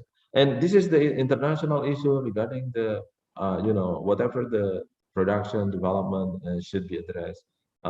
Industry 4.0, food security, society 5.0, that human-centered society that balance economic advance with the resolution of social problem by a system that highly integrated, yeah, it's like information technology involved in increasing human welfare. As said by Prof. about the SDGs, about the this is I want to address this issue. I think I use this symbol. Hopefully that I still have time, Pak Bayu. Still have time? Do I still have time? Okay, I think I still have time. According to the Sustainable Development Goals, we have a problem comparing to other nations in the world, that industry, innovation, and infrastructure is low in score. Reduce inequality is low in Indonesia in terms of the progress for reducing inequality. And then a life on land and life below water is also having a lower score than the others indicators. And the last is about partnership for the goal. So innovation, industry, infrastructure, effect in what is the inequality there, and what is the management of land and waters, and then how is the partnership. I think that is really the picture of us that should be improved for development, sustainable development, for better sustainable development in Indonesia. So this is for global food security index. We have score in 62, and the rank is about 62 as well. Thailand is 52 and Malaysia is 28. So we have a problem, as mentioned by Prof. Bustanul, research, I should say, in food availability, public expenditure on agriculture, research and development. We just having score 0.7 comparing to Thailand 5.9 and Malaysia 2.6. We are in 103 rank in public expenditure on agriculture, research and development. So it's very the tail is it's very low in score of public expenditure and agricultural production. So I think that is always also addressed by Prof. Stano. And then this global hunger index, also we have to be aware about the problem in nutrition, malnutrition, especially in stunting and wasting of the children, of Indonesian children. I think it is really determine how good the human resources of Indonesia is for the next for the future. So stunting and wasting is also the concern of the government, should be addressed properly. And then this is the innovation. So comparing to this, Singapore, China, Malaysia, Thailand, world median, and then Indonesia lower than world median. So we according to the Global Innovation Index, we have to struggle to find what is the median of innovations on average. So we have to work hard to get the level. I mean, far away from Thailand and Malaysia. So yeah, that's right. When we take the lesson from the index, the indicator used in Global Innovation Index, I got the convergence point regarding the developed countries in how they get the high score in Global Innovation Index. It's kind of this one. I think cultural support, and then technology absorption, and then opportunity perceived. I think some indicator here. I think you can take a look closely these slides after this. This kind of important cultural support that make the environment of innovations good enough, and then the inventor could create technology or make applicable innovations for the society in order to increase the capacity of economy. So I think we don't have that yet. Cultural support. Look at this in the right side. Indonesia is this. It's not that bad, but comparing to the Singapore is far away. And then this is the lesson also from OECD, plotting the numbers of a nation regarding the reducing poverty, and then the labor productivity in agriculture and non-agriculture. We see that it's kind of the same, but it's not the same, because the scale is different. The scale is different. This is 0, 1, 1,000. This like 0 up 5,000. So in terms of the slope, I mean the slope of that line is much steeper in the agriculture than non-agriculture. So it means that reducing poverty is much efficient using development of agriculture than non-agriculture development. But it doesn't mean that come to the agriculture fully and don't care about non-agriculture. It's not that way. But we consider that the opportunity to get significant reduction of poverty coming from the right path of agriculture development in order to increase the productivity of labor. So I think that is all the thing that we consider lesson learned from international measurement, international indexes. So we can learn from that and what should be done next. I think it is the most important one. And this is, please come to the battle of poverty alleviation in the rural area and serve safety food products for all people. I invite the young farmers come to the battles, because this is the soldiers of the nation Indonesia to combat the poverty, because we are kind of the acceleration in digitalization of the market, and that means young farmers should be involved sooner. We cannot delay that. And thanks for Ministry of Agriculture that there are many programs in enforcement in young agriculture to come to the agriculture business. It's not farming just for production, but farming for a business. So value should be there. Value delivered from the production should be considered by the agribusiness, agriculture businessman. The value should be there. It's not just producing the orange, for example, and then sell to the market. It's not that one. We have to respect the product, treat properly, safely, and deliver to the consumer. And then that is the business. That is the good statement of business. I deliver a good product for you as customer, and please come again to our business. So that is agribusiness. It's not just sell to the market and done, and I just buy the orange, and after that I don't know who's the seller.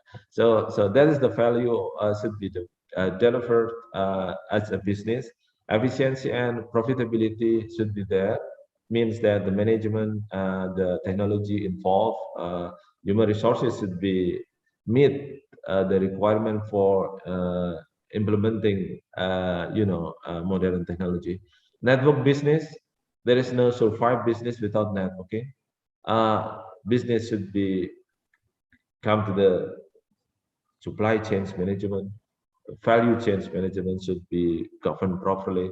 So that's really business. Agriculture a business. Means that there is a connection between the production system and then distribution system and also market. Social responsibility, it should be the case that when we come to the agriculture as a business, we have to have social responsibility as non-agricultural businesses. So cooperative firm, I think it's really fit enough with us. But in terms of the implementation, we should be we should be think in detail in order to make a cooperative firm conducted by the farmers run in sustainable way. Mean that it's not only about the business, but how to create such a social interactions in a very good way, and then make collaboration among them much better than just separate business by themselves. So just small scale business and they do not interact each others. We will make profit much lower than come together as cooperative firms, get together as a businesses, as a business, agricultural business, and then get higher profit. It should be proof. It should be proof. And there is no proof yet, I think. So I don't know as far as I know, but hopefully that from this meeting we can see the champions of cooperative firm in Indonesia. And then environmental responsibility. There is no environmental responsibility if just small scale governing by the farmers with traditional one, because the perspective is not that long. So how we can incur attribute of sustainability when we don't know what sustainability is. So yeah, I think that is all of my presentation. I'm sorry it take a longer time, but that's really our awareness about sustainability, and hopefully that Faculty of Agriculture in Indonesia become the source, become engine of agricultural growth, Indonesian agricultural future agriculture of Indonesia. Thank you very much. Back to Pak Bayu. I'm sorry if I have any mistake in my presentation. Thank you very much. Thank you very much. Okay, thank you very much, Dr. Sujarwo, for your presentation. It's very detailed, your presentation from academic perspective, from theoretical perspective also, and a lot of data that you have been shown. Okay, we are going to the session, question and answer session. Please, anyone who have a question? Okay, on the chat, Dava. And then the other, please raise your hand. Or Dr. Wahida, Prof. Bustanul, or Dr. Sujarwo.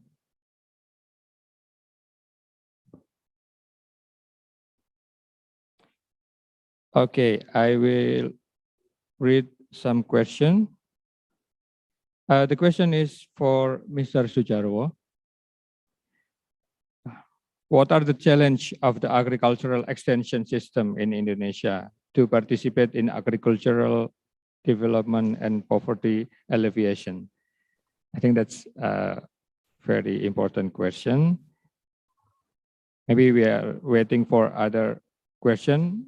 I will give time to Dr. Jawo to answer the question first. Oh, I think that question should be to Prof. Bustanul Arifin, because he's the chairman of National Commission of Agriculture Extension. Okay, yeah. Maybe Prof. Bustanul will give additional answer after Dr. Sujarwo. Yeah, I think the extension program is very good. I have experience. I think Prof. Bustanul also saw that in University of Kentucky, I saw that extension officer come stay in the agriculture and economic department, go along with us uh, uh, in the class of agribusiness development. So they just it's kind of embedded in the higher education system. They come and they come to the class with us, the extension officer, and then they so it's not happening in us. So yeah, extension program is not only available and just yeah, this is the you right now government provides subsidy, please make a proposal or something like that. It's not that case. Extension substantially just is helping farmers for implementing technology, for delivering information about the new innovations, for example, and helping them for I think various aspects in agricultural development. It's kind of bridge for farmers and governments delivering the program. But it's not only about, yeah, we have subsidy, we have money, please come to us. No, it's not that case. But again, Prof. Bustano, I think the best person to explain about that.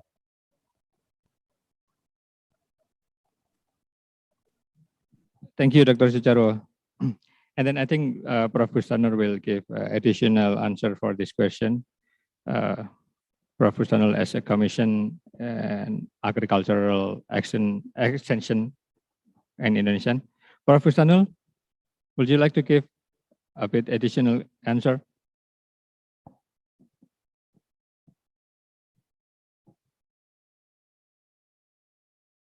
Still mute, Prof. I'm waiting for the elevator. Wait, maybe I will. If I'm going in the elevator, I think you cannot see. You cannot hear me. Okay. Other question? Maybe you can raise your hand for all the participants. I think we can. Pak Bayu, I'm sorry to interrupt this. I really like to hear Bu Wahida. How about extension in European countries? Yeah. Actually, thank you, Mas Jaro. Actually, in European country, extension play a significant role, as you mentioned earlier. Actually, they really kind of like a person to introduce or we call it technology adoption process. I think at the same time in Indonesia, in some location, we can see that as well, the role of the extension officer. And actually, the presence of the extension officer on the ground, in particular during the technology adoption, it's the person that really define the difference between agricultural technology with kind of like other technology. If other technology, it can be disseminated or adoption by themselves or by their own, because I think the user is business, for example. It is gonna completely different if the user of the technology is farmers or the technology that introduced is a public domain. Then this is the role of the extension officer. Thank you, Dr. Wahida. Yeah, there's a very simple way to explain about the role of extension officer. And then I think can I say something, please? Because can I say something? Okay. Oh yeah. Oh, all right. Okay, Prof. Thank you for the question. The question is really, really important. But probably there is no short answer. Dr. Wahida have answered some. We in the commission, I'm the chairman of National Commission for Agricultural Extension. I think we could discuss another topic, but the idea is we understand that this time our extension workers are really what we call disoriented. Can say in simple words like this. Why this disorientation? We try to improve the institutional arrangement. And the current institutional arrangement is very high. It's very high. So do you think they're not working well? They're still working, they're still working. They work together with farmers, introduce new technology, do adoption. But in short, I could say the administrative burden of our extension field is really much higher than the capacity they have.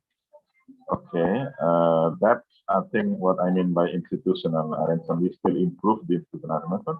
Maybe we revise the law, but I think we could discuss it in another way. This is short answer. Sorry about that. Thank you very much. Okay, thank you, Prof. Bustanul. We have some question for Prof. Bustanul, and this is related to the pandemic COVID. The question is like this, Prof. Bustanul. How to encourage farmer to diversify their product so that they don't depend on one agricultural product? And the second question, during the pandemic, access to marketing of agriculture product become difficult. How to overcome this? And then the question for Pak Jarwo, what strategies should developing countries take so that their innovation can compete with developed country and that their innovation can be utilized by farmer properly? And then for Dr. Wahida, the question is regarding to the workforce. Indonesia faces the problem of lack of young agricultural worker because they prefer to work outside the agriculture sector. And what about your opinion about this? Can young farmer to be improved, or is it time for agricultural mechanization to be shown implemented in Indonesia to replace the diminishing workforce? That's all the question. Okay, maybe, can I answer one question? Yes, yes, Prof. One question, please. Prof. Revin.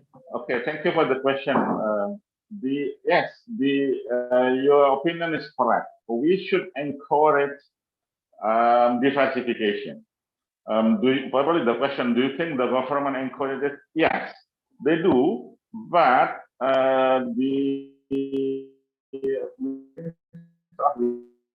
in particular still emphasize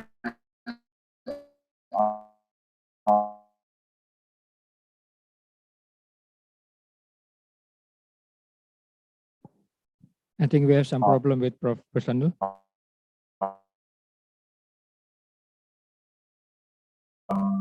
Product price dropped significantly, and our farmers screaming on it. That problem this time I think is getting better. Hopefully the pandemic will end very soon, and our farmers can come back to normal life. Thank you. Thank you, Prof. Bustanul. And then Dr. Wahida, about the workforce. So I think, yeah, the workforce, I think young generation, how to, attract the attention of the young generation. We, in the European also, have similar problems. There is a lack of involvement coming from the young generation. That's why EU has a very old subsidy. They call it Common Agriculture Policy. In this CAP, one of the platform that they develop at the moment is, giving incentive to engage with young farmers, to attract the young farmers, the young generation. Let me just say, millennials entry into agriculture sector. So I think the same condition also, starting to raise in Indonesia is, you can see there is a lot of involvement coming the young generation. And then what is the characteristic? They prefer to really engage with not only the off-farm, but also, integrate with the business. Anything that has wording business inside, it's kind of like the way that to bring or introduce agriculture sector to the young generation. I think this is one of the good things.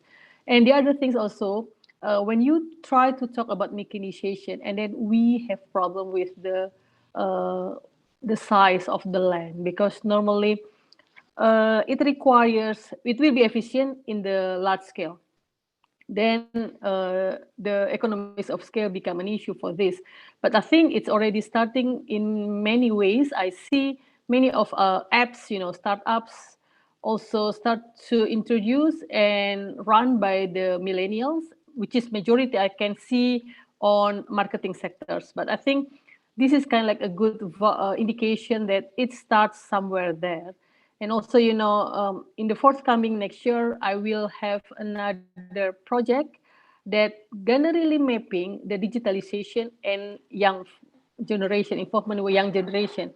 And finger crossed, hopefully Brawijaya University will be part of the team. So we really would like to come up with the ideas and recommendation to what extent actually we can attract young generation through digitalization in agriculture sectors.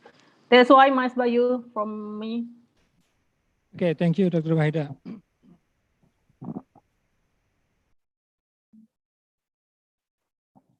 Okay, for Dr. Sujarwo, will you give answer for the question? I'm not mistaken, it's about the innovation, is that right?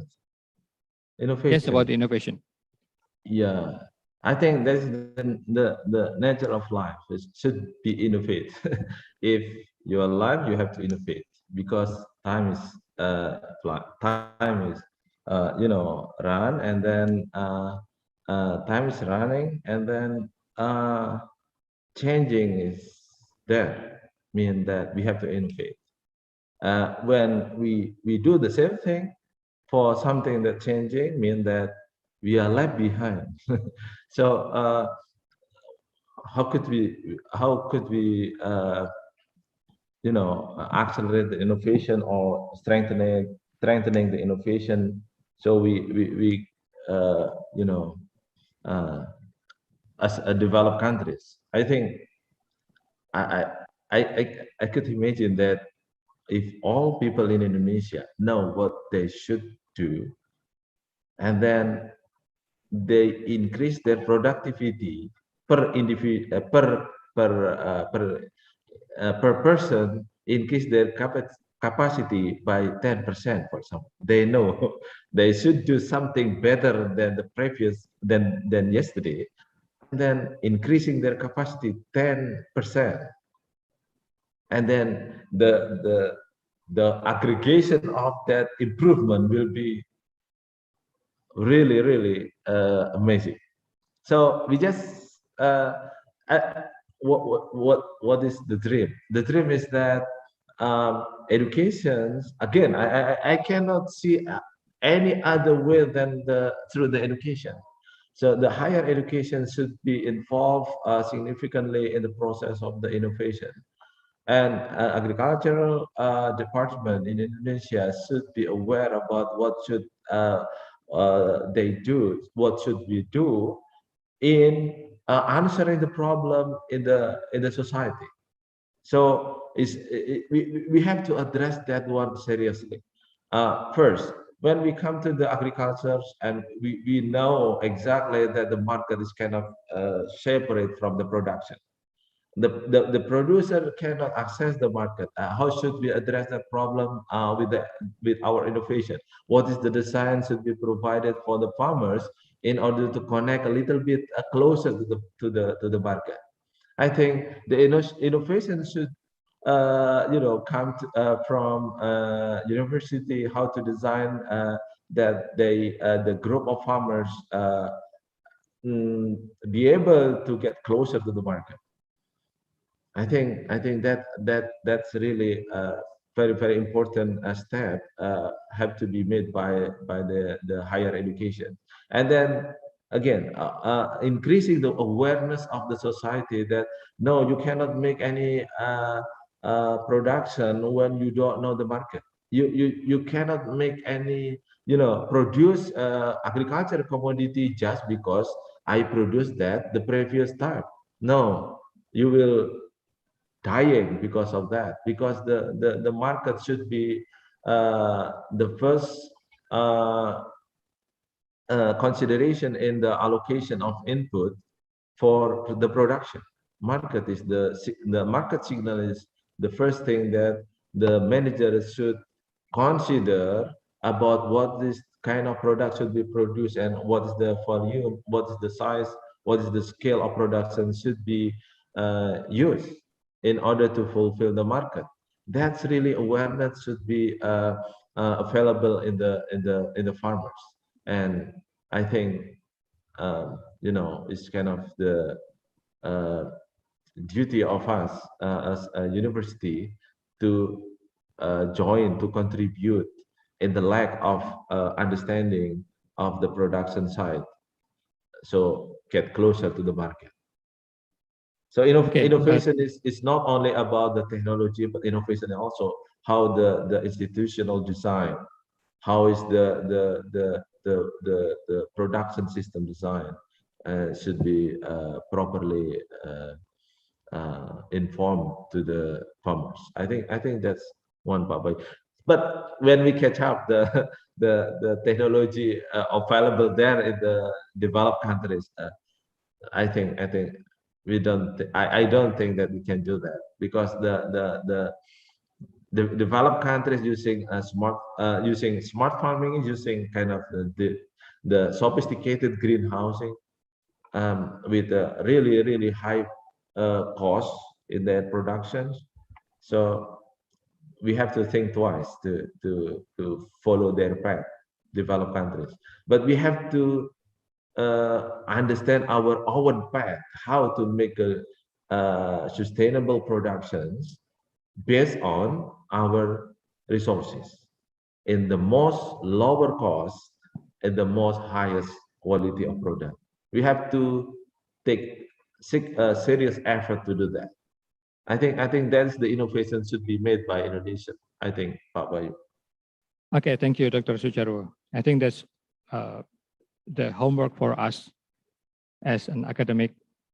So regarding to our human resources in the agricultural sector, the question from Mr. Media, not all farmers are able to accept technology quickly.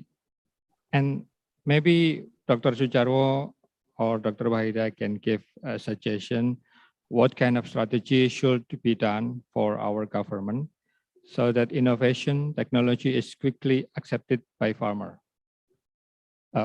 We understand that farmer in our country, most of them are old age, and it's a bit difficult to gain their participation in the new technology or innovation. What about that, Dr. Wahida? Thank you, Mas Bayu. Actually, thank you for addressing the question to me, and this is a very good question. Actually, I think we have to start not emphasizing that farmers always an old generation. There are some farmers are old, right? But I think, based on my recent findings, I just recently also, doing some study to kind of like really mapping what we call as agriculture innovation systems. What I found in the field, actually, what kind of technology that accepted by farmers. So first of all, we have to realize that we talk about long process. When you're talking about technology adoption, this is not 1 year, 2 year process. It's a 20 years process at least. So it's minimum 10 years. And it also, kind of like depend on what kind of technology that you introduce to the farmers. The technology, as Mas Jarwo mentioned earlier, it has to be no cost, lower cost. And it has to be very adapt to the behavior of the farmers. So this is kind of like a success story if you want to make the technology that really adapt or received by farmers, and also not only adapt but also sustain. As long as the technology, if the farmers can see the benefit of it, they will use it. As long as they can see and they experience that the technology increase their welfare, it will sustain. As long as the technology meet with the current condition that farmers has, and also the skill and knowledge required, it will exist. So there is a lot of criteria actually with the technology. And one things that we have to realize that this kind of dissemination process to the technology is require a long assessment, or we call it in Bahasa Indonesia pendampingan, coming from, could be researcher, could be extension officer. And this is actually will be the next challenge if with the brain, because there is a completely different type of technology produced by the scientists who really deal with the could be applied science or pure science, with the technology in agriculture that really require huge effort for technical assistance and advisory. So this is, I think, my simple explanation about the sustainable of the technology.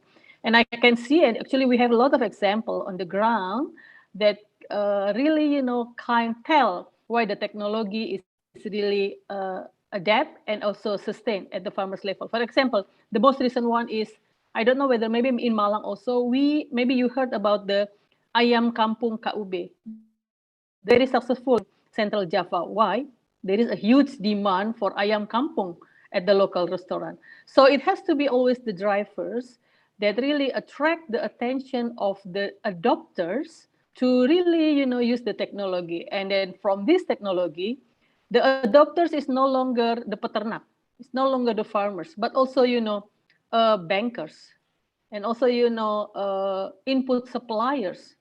They sift themselves into adopter for this particular technology, then in sustain. The adopters create a sustainable platform, a value chain platform. That's kind of amazing way.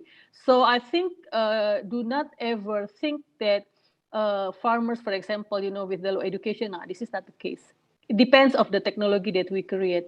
And I think we have to accelerate the involvement as well coming from the university. I think not only research center from the government institution, which is now going to be moved and then goes into one center, the brain, but as well as, to really accelerate, to trigger the university to be part of this as well. Creating technology that cheap, low cost, adapt with the farmer condition, able to increase farmer welfare. And then, for example, seeing is believing. So this is, you have to be engaged with them for, minimum 10 years to really make sure that your technology is really sustained and adaptive to the farmer condition. That's my... Okay, thank you, Dr. Wahida. Dr. Sujarwo, what about the question? I'm sorry, what the question? I'm sorry, I forget, Pak Bayu. What is the question? Okay, the question is about the, wait a moment. A lot of question after we discussed about the adoption of technology. And then this is about accept technology quickly, the strategy to make it technology adopted by the farmer. I totally agree with Bu Wahida. So I do not have any other answer. Yeah, totally agree with Bu Wahida. Seeing is believing. Oh yeah. Okay. Seeing is believing. Extension 101, I think, the basic course in Extension 101. Okay, there are the line, okay, for Miss Ristalia. You can ask question directly to the speaker. Oh, okay, thank you, Pak Bayu. I want to ask to Prof. Bustanul, is it possible for Indonesia as a developing country to be able to achieve the Global Food Security Index? And how is the strategy implemented by Indonesia to increase its ranking at the global level? Thank you. Okay, thank you, Ms. Ristalia. The question is about Global Food Security Index. How do we achieve, and then the strategy? Professor Stanul still in this room? Okay, before we move to Professor Stanul, maybe Dr. Sujarwo and Dr. Wahida can give answer. Bayu, you have many person here. Raise your hand. Yes. Raise the hand. So yes, but we have limited time. Okay. We only have 10 past 20. I think the committee give me time for 10 past 20. Okay, Professor Stanul, the strategy to gain the food security index. Still mute, Prof. Okay, I think Dr. Wahida and Dr. Sujarwo first to gain the food security index. Bu Wahida first or ladies first? No. You can go, Mas. Okay. You can go, Mas Jarwo, because we still have I think with the remaining times, I really would like to answer the other three questions that have similar objective. So over to you. Yeah. Okay, please, Dr. Sujarwo. Yes, thinking about food security is availability. Three pillars in food security development. First is that food availability. The second is how to access the food, and the third is how to utilize the food. So is the third one is related to nutrition, related to how the people use the food for their healthy life, for the productive and healthy life. So access and access for food and also availability of food is in agriculture, I think. So what should be produced by the farmers in order to fulfill the basic need of all peoples, and then how the government make sure that the distributions come to their home, come to their kitchen. So in order to strengthen food security index, we have several indicators should be addressed in terms of how the policy in the Ministry of Agriculture should be designed. There are program that addressing domestic production.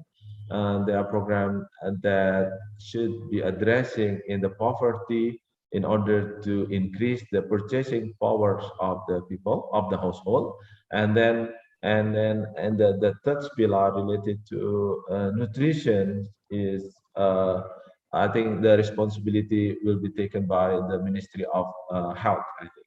So multi sector should be addressing food security, should be involved in addressing food security.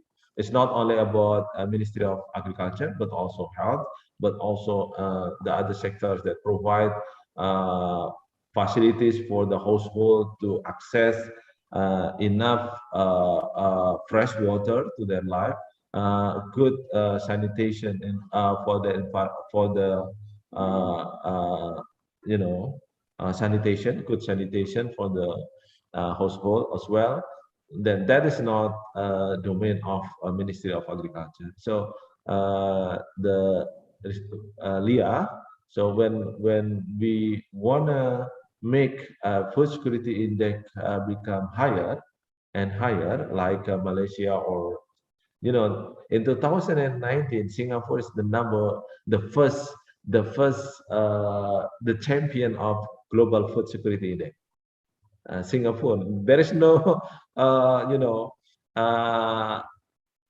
I think most of the food coming from imported foods, but they have the highest score in food security index. Means that because of the purchasing power, because the accessibility of the nations in enough food for all people, and they aware about the how to use that food in for their healthy life. So yeah, I think that is from me, Pak Bayu. Okay, thank you, Dr. Sujarwo. And then we move to Dr. Wahida, and I think we only have 1 to 3 minutes before we close this session. Please, Dr. Wahida. Okay. Yeah, I'm just gonna, ask the last 3 questions coming from the, the chat box. First of all, I really would like to introduce that doing an export commodities is kind of like maybe, during our childhood, you remember the snake and ladder, ular tangga.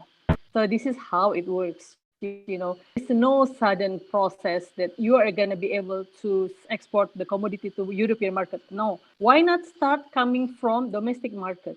As long as, the step one is, you're not able to work by yourself. It has to be farmers group, could be association of farmer group. It could be like a good start. Why don't you, the first one is, the awareness to produce high quality product. That's the first basic requirement that has to be realized. I mean, the high quality product is not only for overseas market. Why don't you provide high quality product to local market?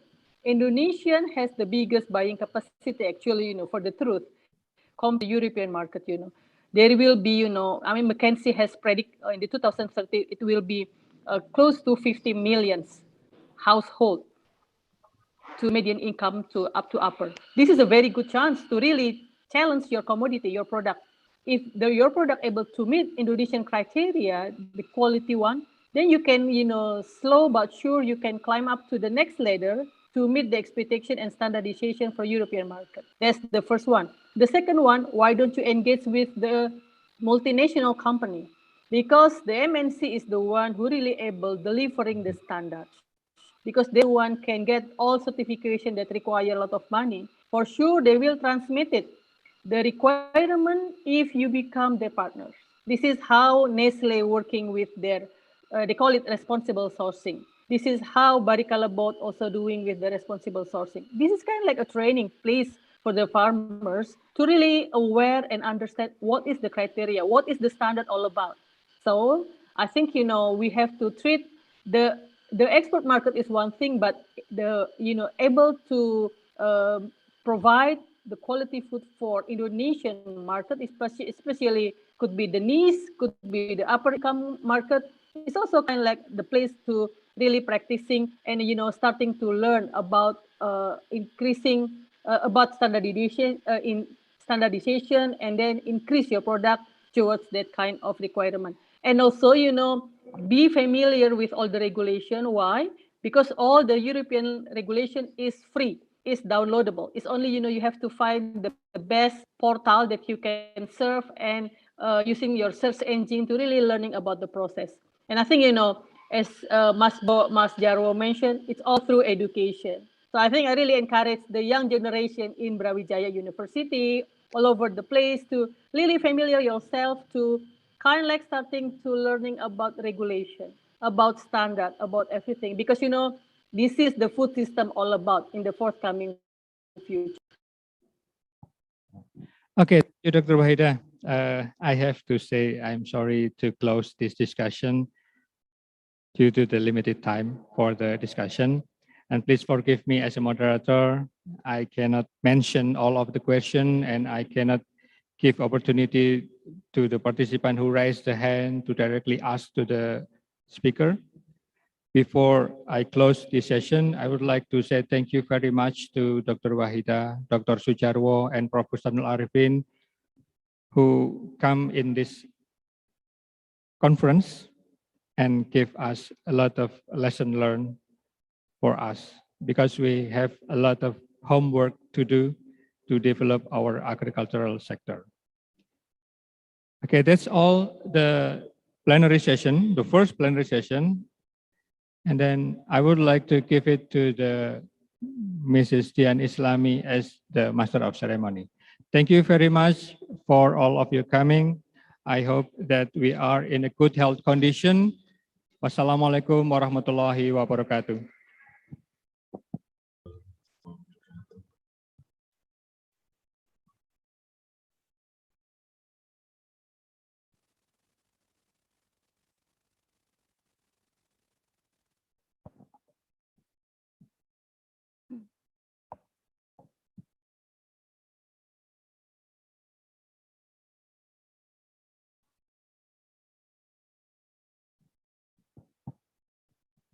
Thank you for all the keynote speakers in the first session of the parallel sessions, plenary session, I mean. And then thank you so much for Mr. Bayu Adikusuma for leading a really good and insightful presentation and discussions. So before we move to the second session of the plenary sessions, we will watch and enjoy Sekartaji traditional dance presented by Faculty of Agriculture, University of Brawijaya students. So let's enjoy the traditional dance.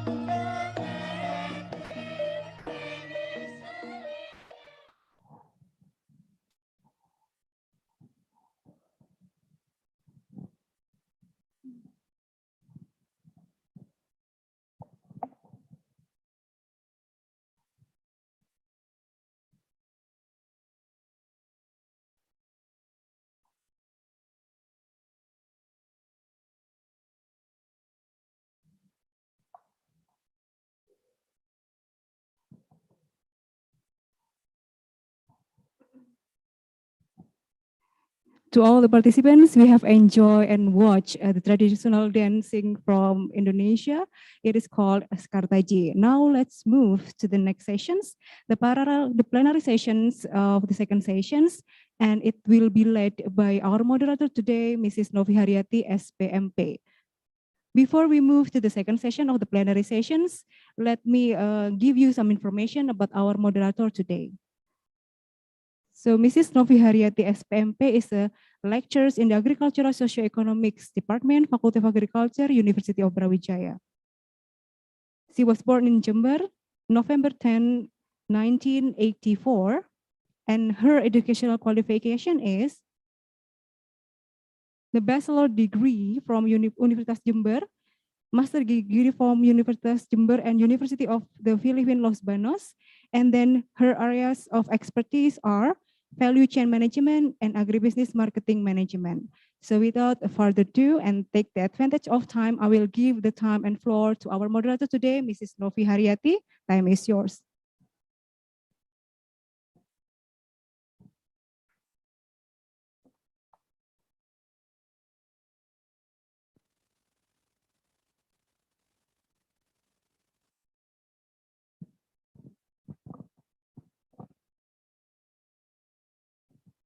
Check.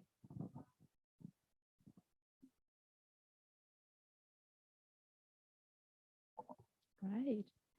After it was first reported in Wuhan in December 2019, the novel coronavirus disease or COVID-19 spread rapidly throughout the world, causing the deaths of many people. The World Health Organization declared this epidemic to be a pandemic on 11 March 2020. And yes, until now, COVID-19 has taken much of the world by surprise, and including in agriculture sectors, where policymakers and all actors were to respond to the challenges caused by the disease. Ladies and gentlemen, Vice Rector 1, Dean of Faculty of Agriculture, University of Brawijaya, and participants. Welcome to the second sessions of the first International Conference on Agriculture and Food Sustainability, Reshaping the Future of Food Post-COVID-19 Pandemics Through Innovation and Technology. So I hope that you can see and hear me very well. We are very honored today to have 3 keynote speakers, and all of the speakers are very special to us and to our departments since we have been together in some collaboration programs such as article writing workshop and visiting professors in 2021. But just a few suggestions and tips before I introduce the session presenters. If you have any question for the presenter, please type it in the chat column in the Zoom meeting. Then I will deliver you your question during the Q&A sessions. All right, sorry. Okay. All right, so ladies and gentlemen, let's get started. So our first speaker is Associate Professor Dr. Juwaida Sharifuddin. She is currently an associate professor of Department of Agribusiness and Bioresource Economics, Faculty of Agriculture, University Putra, Malaysia. Her main research interests are in the field of agribusiness marketing and consumer behavior, especially in agro-related and food products.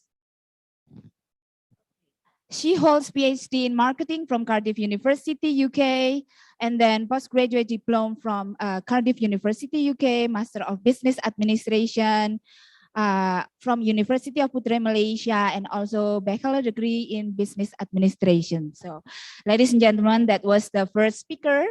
And now our second speaker is Associate Professor Dr. Wang Linma. So Dr. Wang Linma is an associate professor in applied economics at Lincoln University, New Zealand. He received a PhD in agricultural economics from the University of Kiel, Germany in July 2016. His research interests span agricultural economics and development economics. And then he has been serving as an editorial board member of various international journals. He will be talking about agricultural mechanizations and land productivity in China, as an implication for sustainable productivity and food security. As our third speaker here, I would like to introduce you to Professor Peter Bad. Professor Peter G. Bad. He is currently a consultant in Peter G. Bad and Associates and Professor of Agribusiness Marketing Management from Curtin University. Okay, so he holds a PhD from Curtin in 2003, Master of Commerce from Curtin University, Bachelor of Horticultural Science from Lincoln University, New Zealand, postgraduate diploma in business from Curtin University. So Mr. Professor Peter G. Bad has research interests such as alliances and relationship, business-to-business marketing, collaborative marketing groups. So without further ado, I would like to invite our first keynote speaker, Associate Professor Dr. Juwaida Sharifuddin. Hello, how are you? Can you hear me? Yes. All right, so you have 30 minutes from now. Thank you. Okay, thank you, Madam Moderator Bu Novi. Good morning and Assalamualaikum to all invited speakers. We have Prof. Dr. Peter Bad and also Associate Professor Dr. Wang Lin Ma. And from the morning session just now, we have Dr. Sujarwo, Dr. Bustanul, and also Dr. Wahida. Good morning also to the conference organizer, fellow researchers, lecturers, and all the participants of this conference. So let me share my slide. Is this, can you see this?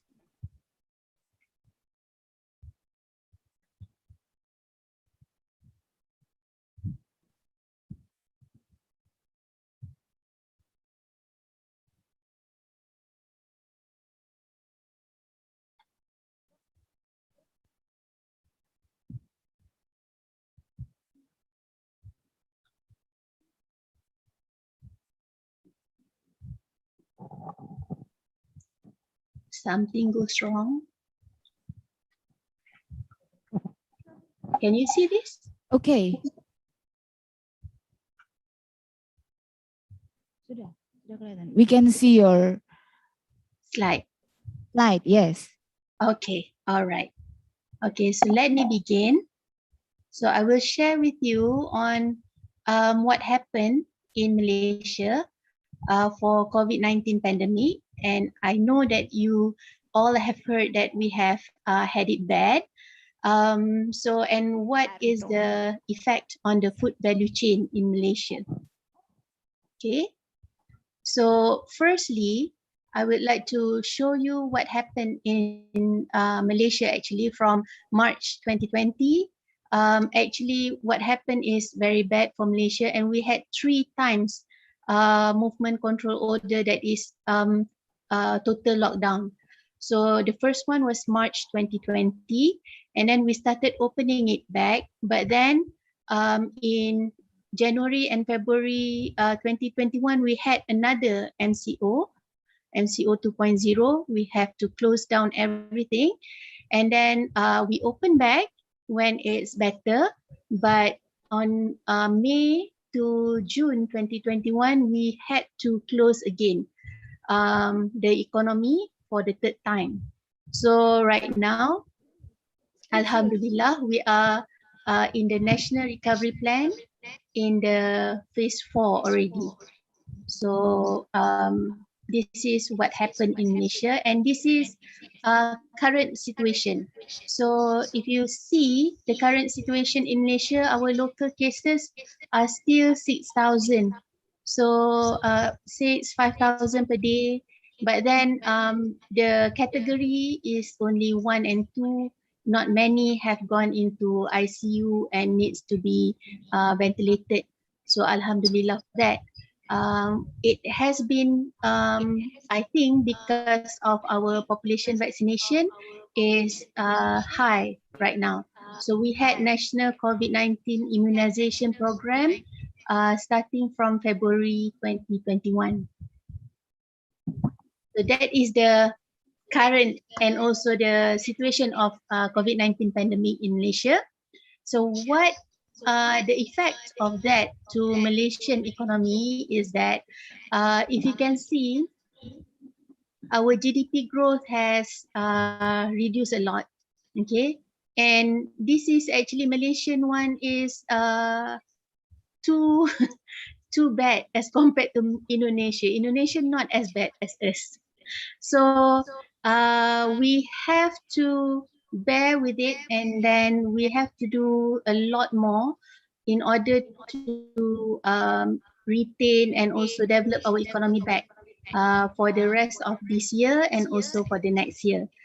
So you can see that even in the third quarter of 21, we have reduced again because we have the third movement control order. So that is happening in Malaysia.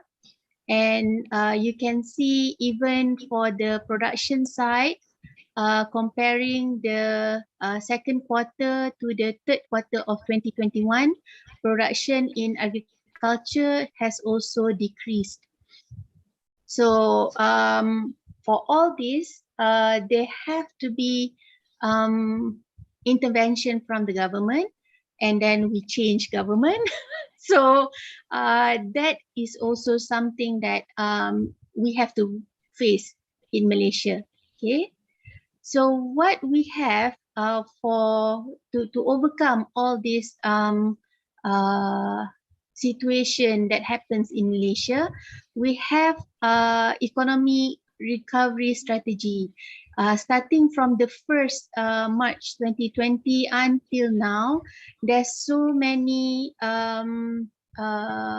policies that have been thought of and also developed to overcome the challenges faced by all the rakyat, the people of Malaysia, because many have not gone to work, and we don't have that much income, and with less income or no income, it started more problems with the people themselves. So we have what we call certain different types of economic recovery strategy. We have on resolving, resilient, to restart the economy, for the recovery, to revitalize, and also to reform our economy. So most of these are trying to give assistance to many sectors in the economy so that it will not have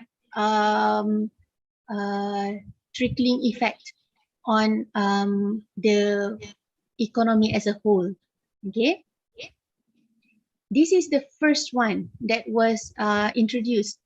The early March, we had the movement control order. By the end of March, the government has come up with Prihatin economic stimulus package, because at this time nobody have actually experienced not to work and not to have any income at that time. Okay, and then the next one, after the government have done something for the rakyat, then in April they launched Prihatin SME. This is for the small and medium enterprises because it was affected badly. Okay, so this one is for economic stimulus package. And then the third one in June, we have National Economic Recovery Plan. This is because we have opened up the economy and we try to revive the businesses and empower people, okay, propel businesses and also stimulate the economy. So more fiscal injection from the government, and also we also ask for help from the private sectors. This is the latest one that were launched in January of this year. So at this time, actually, January of this year, we thought that it's going to be okay. All right, and we have Pelindungan Ekonomi dan Rakyat Malaysia (PERMAI). So this is actually looking at combating COVID-19 outbreak. So looking at the pandemic itself. And then secondly is safeguarding welfare of the people. So looking at the rakyat. And the third one is supporting business continuity. So if you look at supporting business, what the government has done, this one is all on businesses. So we give wage subsidy, and then we also give microcredit scheme. So most of this goes to SME, e-commerce, and also Mara business financing. This is also for SME, special tax relief. These are all trying to boost up the businesses back on track. And then we have done with our 11 Malaysian plan ending in 2020. So we had the 12th Malaysian plan 2021 until 2025. So we have developed dimensions looking at economic, environmental sustainability, social re-engineering, and then governance and policy tools, and also looking at all the SDG that have attachment to us, Malaysia. So for 12 Malaysian plan, I believe that there are many things that they have to readjust accordingly based on what happened during the pandemic. Okay. So what effect of MCO that it has on agriculture and food supply chain in Malaysia? So actually, from the beginning, it really reduced agricultural labor. For example, we have many people comes from other countries who work in our agriculture sector. So when we have pandemic, all these people have gone back and they did not come back. We close our border, and then that significantly reduced our labor for agriculture sector. And then food supply chain, even though the government did not close the sector for agriculture during any of the MCO, it stayed open. But then because we still need some of the things from imported products, and then the transportation, there are things that at the beginning of MCO in 2020, yes, we have started e-commerce, but it's still in it's not that much. And also it's not looking at all the agriculture produce and also food. It's not that much on for e-commerce. Usually it's on things that we buy like gadget or clothes and all that.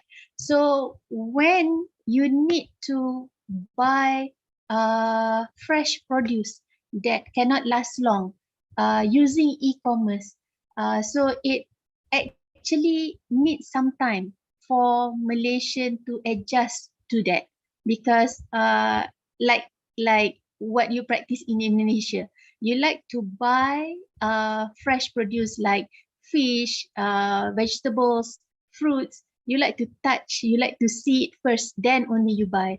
So with e-commerce, you need to give trust to the seller that they are going to give the best product to you. So this actually have some time for adjustment in Malaysia. So broken food supply chain and then limited access to agriculture input, it has difficulty selling agriculture produce, for especially for vegetables and also fresh produce that we export to other countries.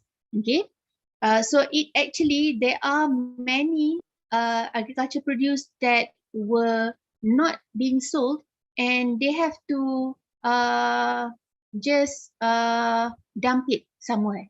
This is because if they sell it, it's not at the price that Malaysian will afford to buy, and they cannot export. So in the minimum time that they have, the little time that they have, they cannot find people to buy their agriculture produce. So that is also something that has happened in Malaysia last year. Okay, so price drops for many of the products, and also closure of restaurants. That leads to less demand for fresh produce. Okay. During the MCO, there are also changes in consumer behavior, where at the first beginning of the MCO, I think this also happens in Indonesia. We have panic buying, people hoarding all the food products because they thought that it's going to be hard to find food after that, and then people start to do home cooking. But then because of high unemployment rate, the purchase power has become lower, and people are not buying that much. So with that, there are urban agriculture being practiced, and then with e-commerce, online shopping, we have increased number of personal shopper and also delivery services. Okay, actually for delivery services, I can say that for fresh produce, it's now actually is much better as compared to last year. So the ones that started delivery of fresh produce last year, who did not take care of certain things like quality, did not look at freshness. Sometimes it's fresh at the shop, but when it reached the consumer, because of the heat, because of the wrong kind of packaging, so it reached the consumer at it's like it's not fresh anymore. So all these small businesses who did not look at quality, by 2021 they are not doing that delivery services anymore, so they move into other things. But the one who managed to take care of the quality of fresh produce, and at the same time managed to cater the demand of their consumers, they survive and thriving in this economy at this time. So you can see here, these are the volume of deliveries in Malaysia during the pandemic. So it's not that much before the pandemic. Okay, and then when the COVID-19 increased in Malaysia, so we have MCO 1.0. The first spike in delivery demand is there, and then when we open the economy, then people starts to buy the produce themselves. So the delivery demand reduce. Okay, so it reduce again until it reach MCO again, because we move from recovery period to conditional again, and then the cases spike again. People are afraid to go out, so the delivery increase again. And then with the end of MCO 2.0, the delivery reduced, but this is March 2021. We have the third one, the third MCO in May and June. So it increased again for the deliveries. Okay, so that is the relationship between deliveries and the pandemic stage in Malaysia. Okay, right now, what I can see in the economy right now, because we have opened up the economy and also we are in the recovery stage. So most of the delivery men and women. Okay, most of them are starting to get their job back, or they look for other jobs. So now it's getting harder to buy food from and have it delivered to your house, because all these deliveries are trying to get other jobs, okay, as compared to only delivering food. So with this, the policies to protect our agriculture and food sector is, we have Cabinet Committee on Food Security right now, and then the government provide assistance during the under the economic stimulus package, like the ones that I've laid out before. So most of it have things focused on agriculture sector.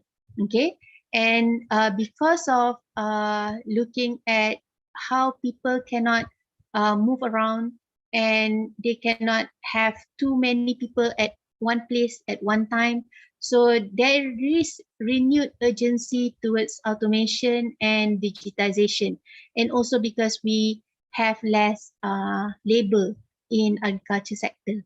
Okay, like what you have mentioned in the earlier talk this morning, is also on development of agri-entrepreneurs among young adults and graduates. So we have many graduates and they have problems in finding jobs. We have more young adults. So there are many companies and also government agency that are trying to develop these people to become agri-entrepreneur. Improvement on our e-commerce, and also because we have too much that have been given to the rakyat by the government, there is a need for public-private partnership to boost up the economy. Okay, so this is the latest one that we have, National Agro-Food Policy 2.0. This is also from this year until 2030. And if you look at, this is the policy objective principles, but if you look at the policy thrust, it's to embrace modernization and smart agriculture, strengthen domestic market. So we are trying not to rely too much on international market, okay, and then build talent and advance towards sustainable agriculture practice. Even though that we have done that, but we want it to be better, and also create conducive business ecosystem and robust institutional framework. Okay, so what we have done, I'm going to show what we have done for the digital technology across the supply chain that we have. For example, this is on paddy supply chain in Malaysia. So we have supply chain from the input, production, milling, until consumption, and also for trade. Okay, so we are trying to make that each of the stage in the supply chain are using advanced technology. So this is in 2019, before the pandemic. So actually, there are things that we have tried, and some of them has to be put on hold during the pandemic. But we think that we are going to be better in terms of reviving all these projects. Okay, so technologies and its applications in agriculture, we are looking at e-commerce, IoT, automation and robotics with 5G, blockchain, and artificial intelligence. If you look at this, you will say that it's not going to be applicable, it's going to be very expensive and all that. This is why for our economy, we are trying to work more, and the private companies are giving more support for the farmers instead of only relying on our government. Okay. So these are some of the examples that we have done in 2019. So this is not during the pandemic. So, but it's there. Okay, it's there, and it can be revived back after this pandemic. So hopefully by right now and also next year, this can be extended into more farms. Okay. So we have MDEC. MDEC ni, this is a government agency, but then they are working with farmers association. So it's not only looking at each farmer. It's better to work with a group. So that's why they are collaborating with farmers association. Okay, and then we have also smart farming in Sarawak. So MDEC is working with Toklan, Agritrade, and Redtone IoT Stremberhad. That means these are the private agencies, private sector that comes and work with the government agency to make sure that farmers can use this technology, and at the same time it can become something like a potential market for the company itself. Okay, and also this is attracting the younger generations, because we know that like what you heard before in the previous session, if the farmers are older, they are reluctant, or it's harder for them to adopt technology. So for these kind of things, when you use technology, it makes it bearable for the young people to come into the agriculture sector. They like to use technology, and at the same time, it lower the need to use your energy. Okay, so this one is on smart aquaculture. We have this in Penang, Selangor, and Sabah. So they are trying to, as you can see here, MDEC is collaborating with global. It's also from the private sector. So we know that the government don't have the capability and also the resources to come up and use all this and give all this technology to the farmers. So we try to pull the private sector to work hand in hand for this development in technology for the use in agriculture. Okay, so this one, Mardi and Telcra trying to do in paddy farming. Okay, and then this is also paddy farming, but by using drone. Drone is also is tried to be used in palm oil industry. So of course, it's not by the government, but it's from the private sector. Okay. And then other pilot initiatives, as you can see, there are many other initiatives done, and also it's done by companies. So this might be one of the way Indonesia can also do this. That means it's not only relying on the government, because government don't have all the resources that is needed to inject higher technology in the agriculture sector. And with COVID-19, there's so much money have been used in combating the pandemic. So this is where private companies can do their part in reviving the economy. Okay, but there are problems or challenges faced by the provider, the technology provider. For example, for blockchain, low transaction per speed, in Malaysia, actually, our internet speed is quite low as compared to some of the places in Thailand and Indonesia. So Singapore, of course.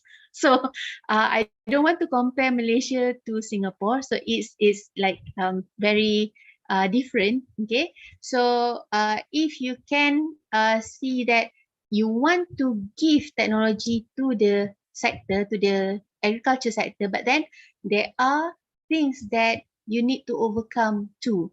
Okay, Malaysia is trying to move from 4G to 5G, but then 4G is also slow, so we don't know whether 5G can be is reliable. Might be in next year.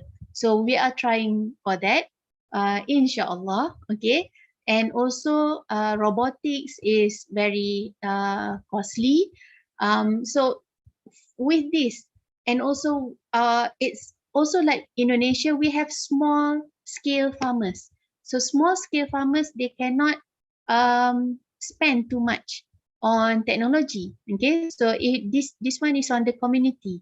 The community, the technology cost is very expensive. So how to have this? You want for the farmers to use technology, but at the same time you want to match so that they can still use it for productivity, to increase productivity, but at the same time it's not too expensive for them to use.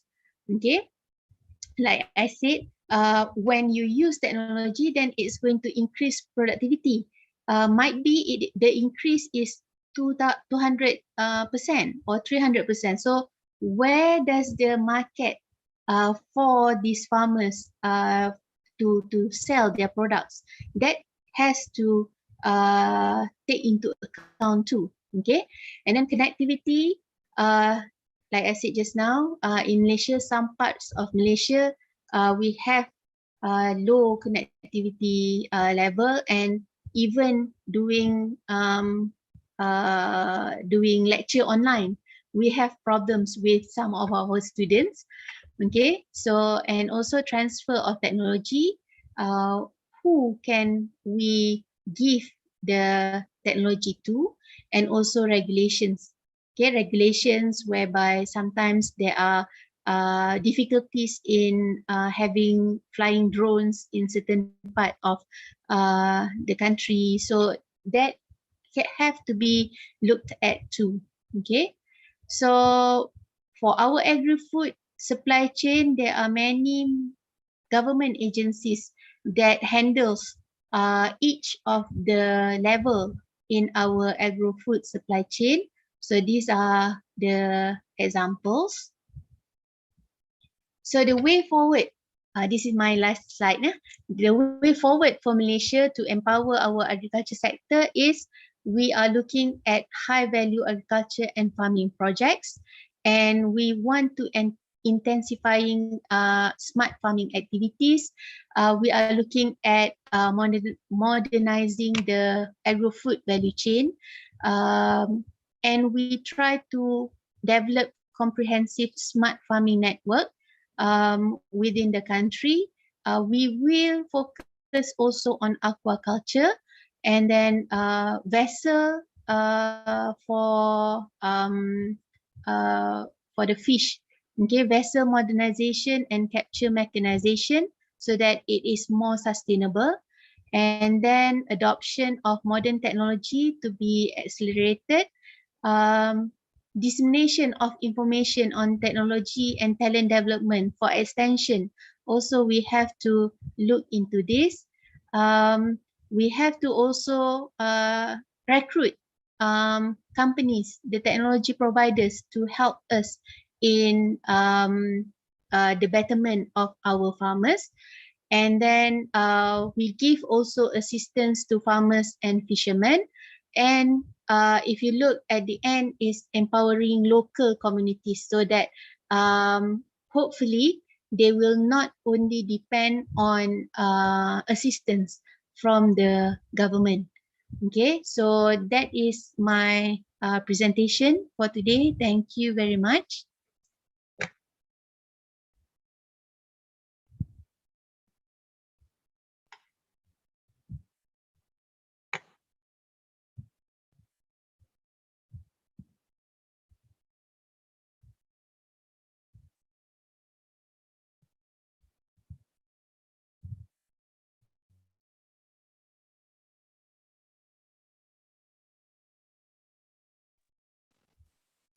I think you need to unmute.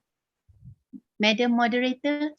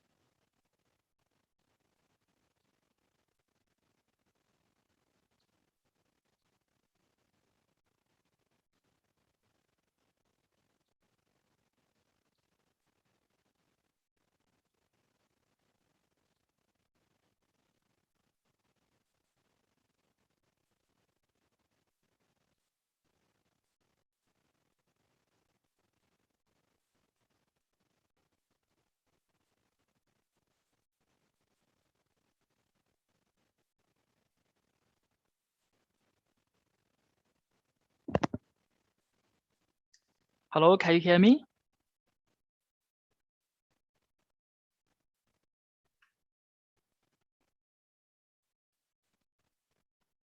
Hello?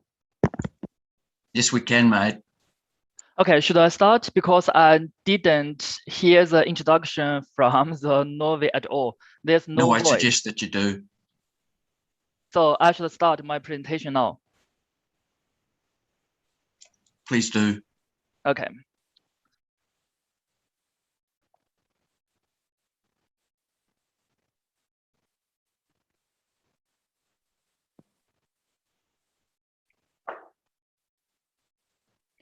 Okay, good morning. You're welcome to this presentation. It's my great pleasure to present at the first international conference on agriculture and food sustainability.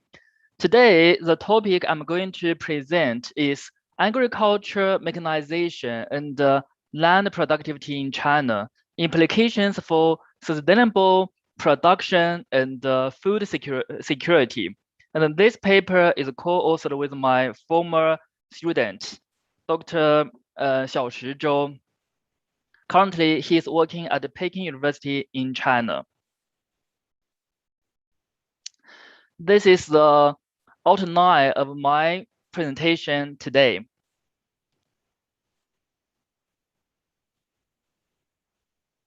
So improving land productivity is fundamental to ensure food and nutrition security, elevate poverty, and enhance sustainable rural development. However, in recent decades, smallholder farmers in developing countries are facing various issues such as labor shortage due to rural to urban migration and rising labor costs. And these issues challenge sustainable agriculture production and farm productivity growth, especially for labor-intensive crops such as rice and wheat.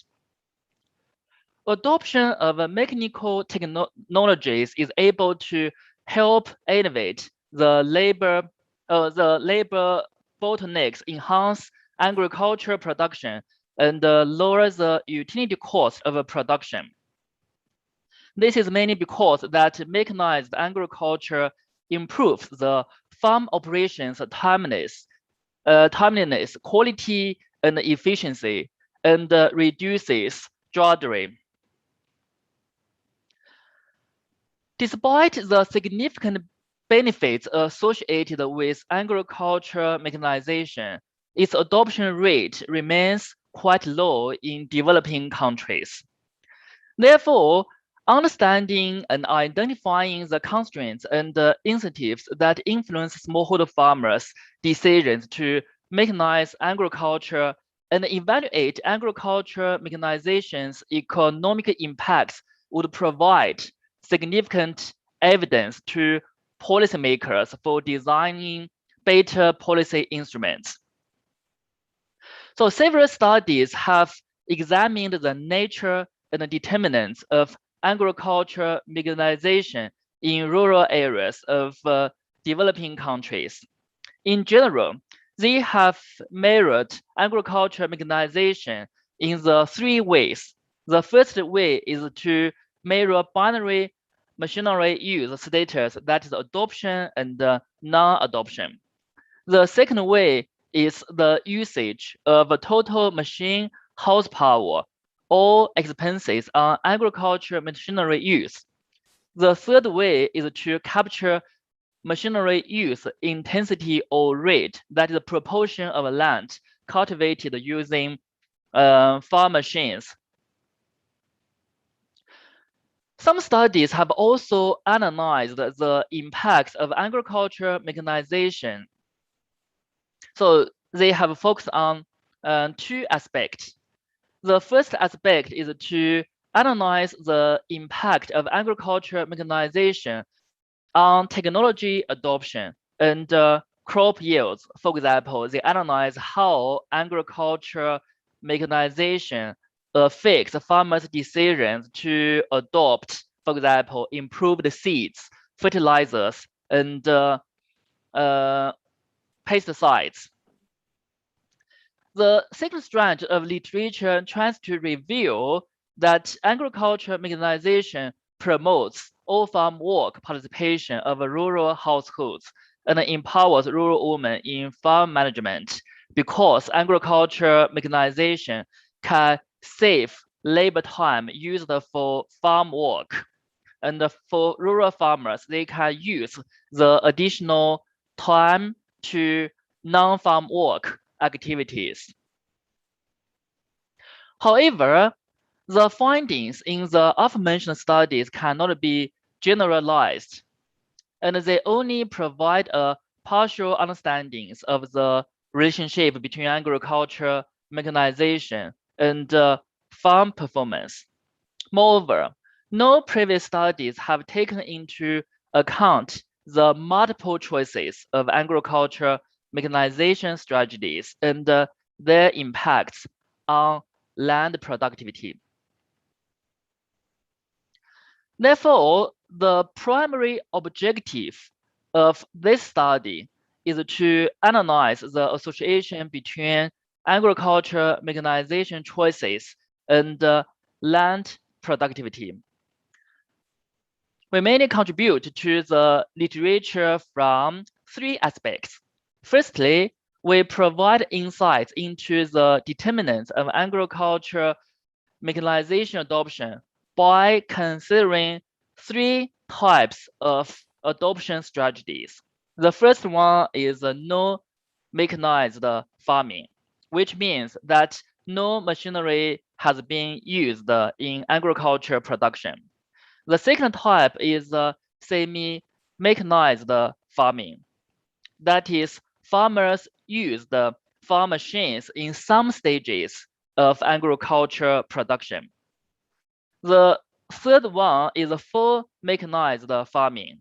That means farmers have adopted farm machines in every stage of farm production. So no previous studies have captured agriculture mechanization adoption strategies in these ways. The second contribution of this research is to investigate the impact of adoption of different mechanization strategies on land productivity. The third contribution is related to the approach we used. In this study, we employ a unique multinomial endogenous switching regression model to control for selection bias issues. So for rural farmers, they usually self-select themselves into adopting different mechanizations, or they self-select themselves into adopting different mechanization strategies in farm production. And then their decisions to adopt different mechanization strategies are affected by both observed factors and unobserved factors. For example, the observed factors include, for example, age, gender, education, household size, and farm size. The unobserved factors include, for example, farmers' innate abilities and motivations to adopt technologies.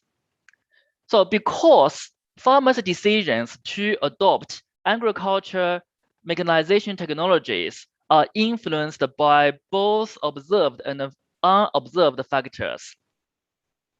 The fact indicates that mechanization adoption variable is an endogenous variable, which should be addressed. Otherwise, the estimated results would be biased.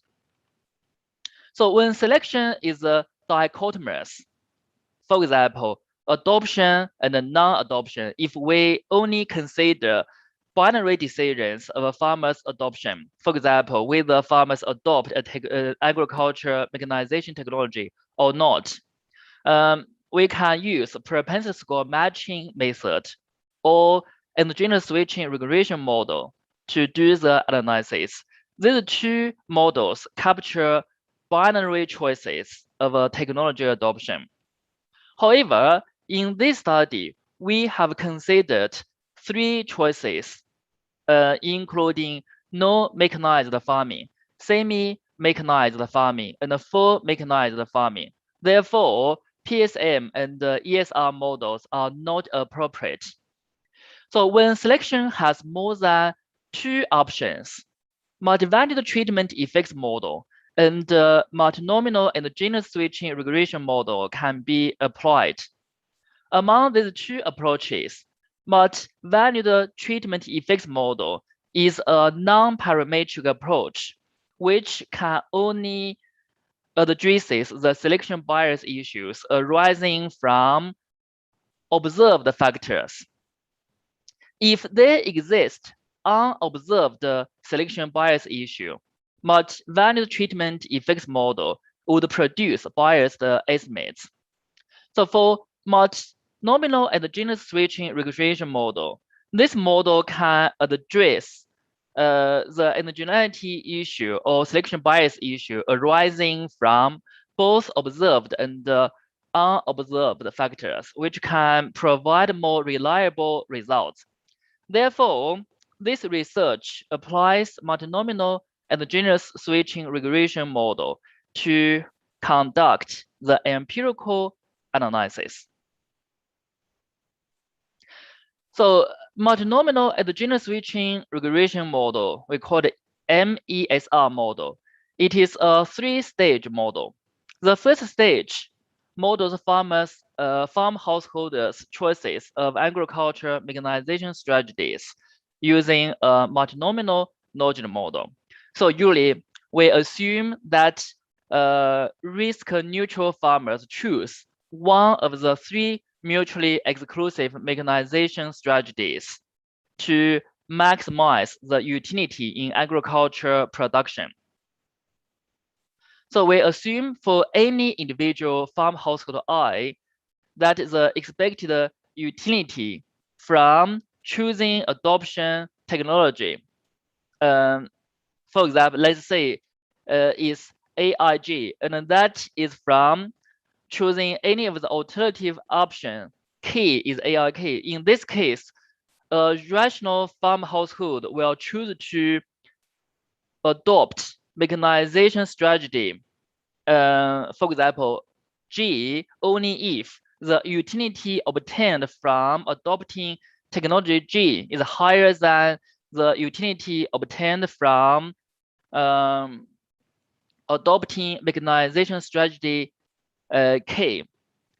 So in this case, if we use K star IJ to denote the utility difference between adopting mechanization strategies K and J, we can model farmers' decisions to adopt different mechanization strategies by equation 1. So equation 1 can be modeled using a multinomial logit model. And later I will explain why do we need to estimate this equation. So in the second stage, we use a ordinary least square regression model to estimate the land productivity equation. So from equation 4, we have three land productivity equations for three technology adopters. From equation 4, we can say we can only control for observed factors that affect land productivity. It is captured by X. So X is a vector of observed factors that may affect land productivity. However, if unobserved factors exist which influences the land productivity, the estimation of the effects of technology adoption on land productivity will be biased. So within the framework of MESR model, we calculate the selectivity correction terms, that is the nabla. The selectivity correction terms are calculated after estimating the multinomial logic model. So after estimating the multinomial logic model, we calculate the selectivity correction term and include them into the land productivity equation. Like equation 5, we use X to capture the observed factors, and we use nabla to capture unobserved factors. The nabla represent the selectivity correction terms. So by estimating equation 5, we can control for both observed and unobserved selection bias issues. So after estimating previous equations, we can predict the land productivity for semi and full mechanized farming adopters in the observed context and also in the counterfactual context, which are represented by equations 6 and 7. So after predicting the land productivity in the observed and counterfactual context, we can calculate the average treatment effects on the treated, that is ATT. ATT represents the effect of agriculture mechanization technology adoption on land productivity. So in this study, we use open access data from China Neighbor Force Dynamics Survey. This data was collected by Song Yat-sen University located in Guangzhou province of China. The survey covers 29 provinces of mainland China. Therefore, we can say the sample is very national representative. So the CLSDS survey cover both rural households and urban households, because in this study, we trying to estimate the relationship between agriculture mechanization and land productivity. We only focus on rural household samples. After data cleaning, we have 6,447 samples. The table 3 shows the definitions of the variables and descriptive statistics. So in this study, we use the total value of a farm output per unit of land to measure land productivity. So in China, we use mu to measure the land. 1 mu equals to 1/15 hectare. And we have 3 treatment variables: no mechanized farming, semi-mechanized farming, and full mechanized farming.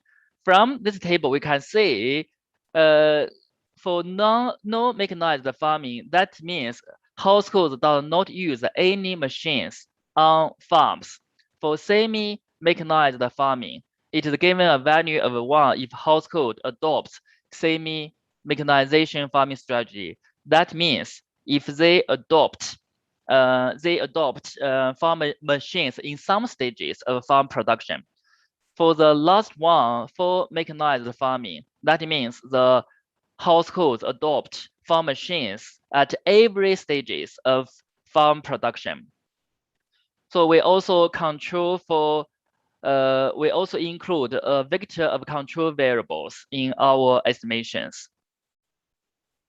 This table shows the descriptive statistics and the mean differences by agriculture mechanization adoption status. We have 3 groups. The last column shows that no mechanized farmers, semi-mechanized farmers, and the full mechanized farmers are systematically different in terms of observed factors. The results in this table trying to suggest that farmers self-select themselves into different mechanization strategies. Therefore, there's a need to control for selection bias issues in our estimations.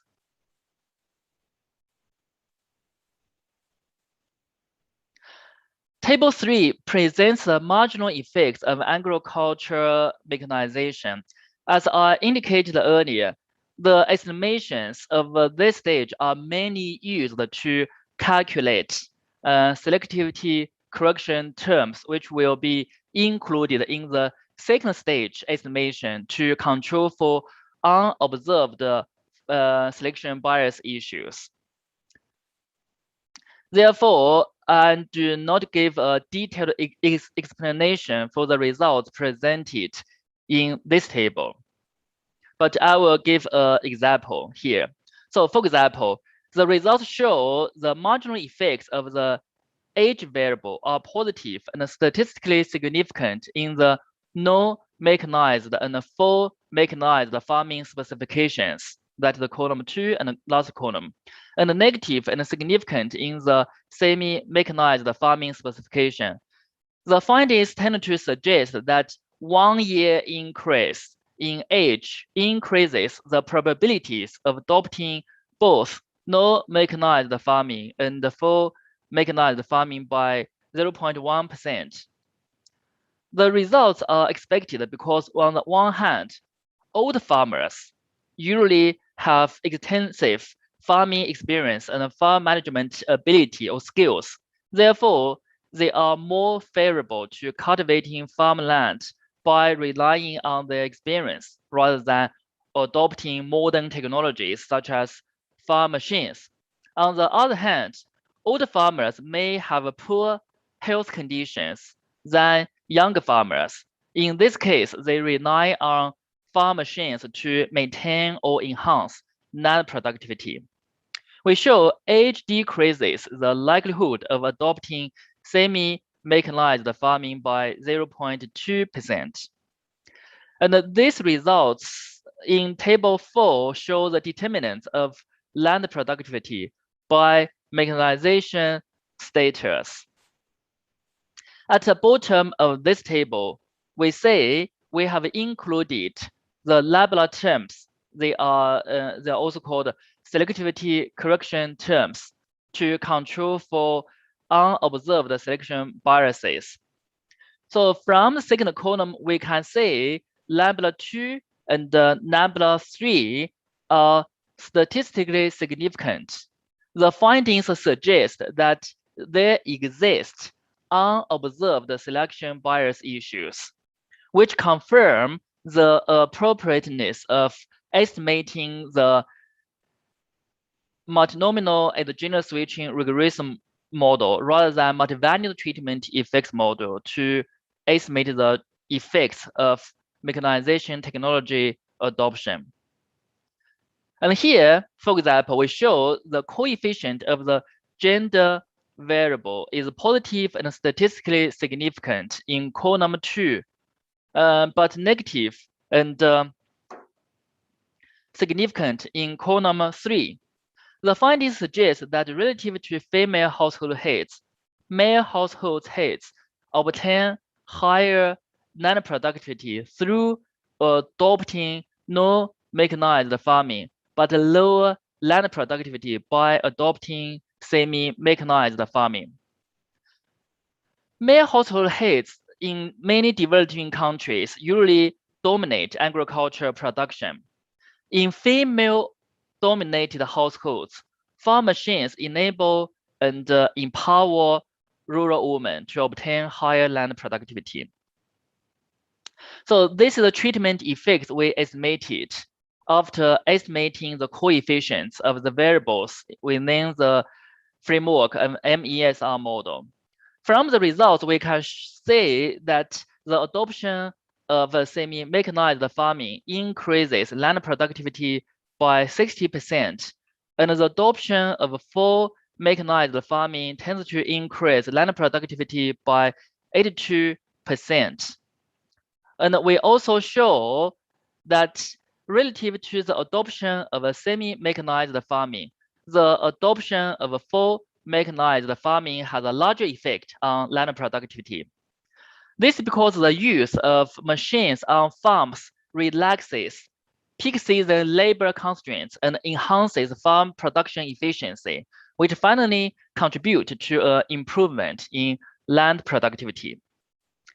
And these results in table A1 are estimated from multi-value treatment effects model for comparison and robustness check purposes. In general, from this table, we can say that adoption of semi-mechanized farming and full mechanized farming increase land productivity significantly. And again, adoption of a full mechanized farming has a large impact on land productivity compared with semi-mechanized farming. Another finding in this table is the treatment effects of mechanization technology adoption are higher than the results estimated by MESR model. But this is not surprising because for multi-value treatment effects model, the model cannot address the selection bias issue arising from unobserved factors, which may overestimate the treatment effects of the mechanization technology adoption. And we also estimated the results based on gender. So the results are presented in this table 6A. We show that relative to female-headed households adopting semi-mechanized farming, male household heads adopting the same mechanization strategy obtain lower land productivity. For male and female-headed households, the adoption of semi-mechanized farming increases land productivity by 33% and 109% respectively. Regarding the adoption of a full mechanized farming, male-headed households perform physically better than their female-headed counterparts, but the female-headed households obtain a higher increment in land productivity.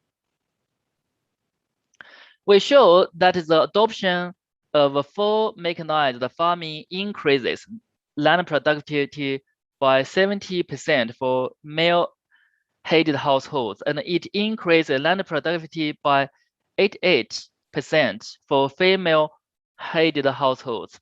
Obviously, from these results, we can say that agriculture mechanization can empower rural women in improving agricultural production performance.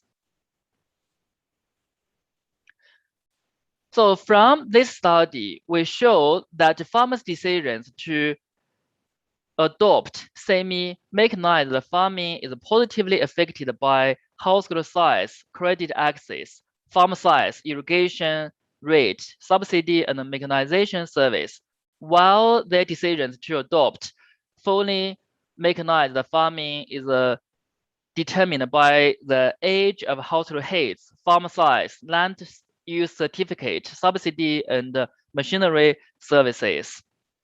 We show that both adoption of semi-mechanized and full mechanized farming can increase land productivity, and the large effect is found to be associated with full mechanized farming.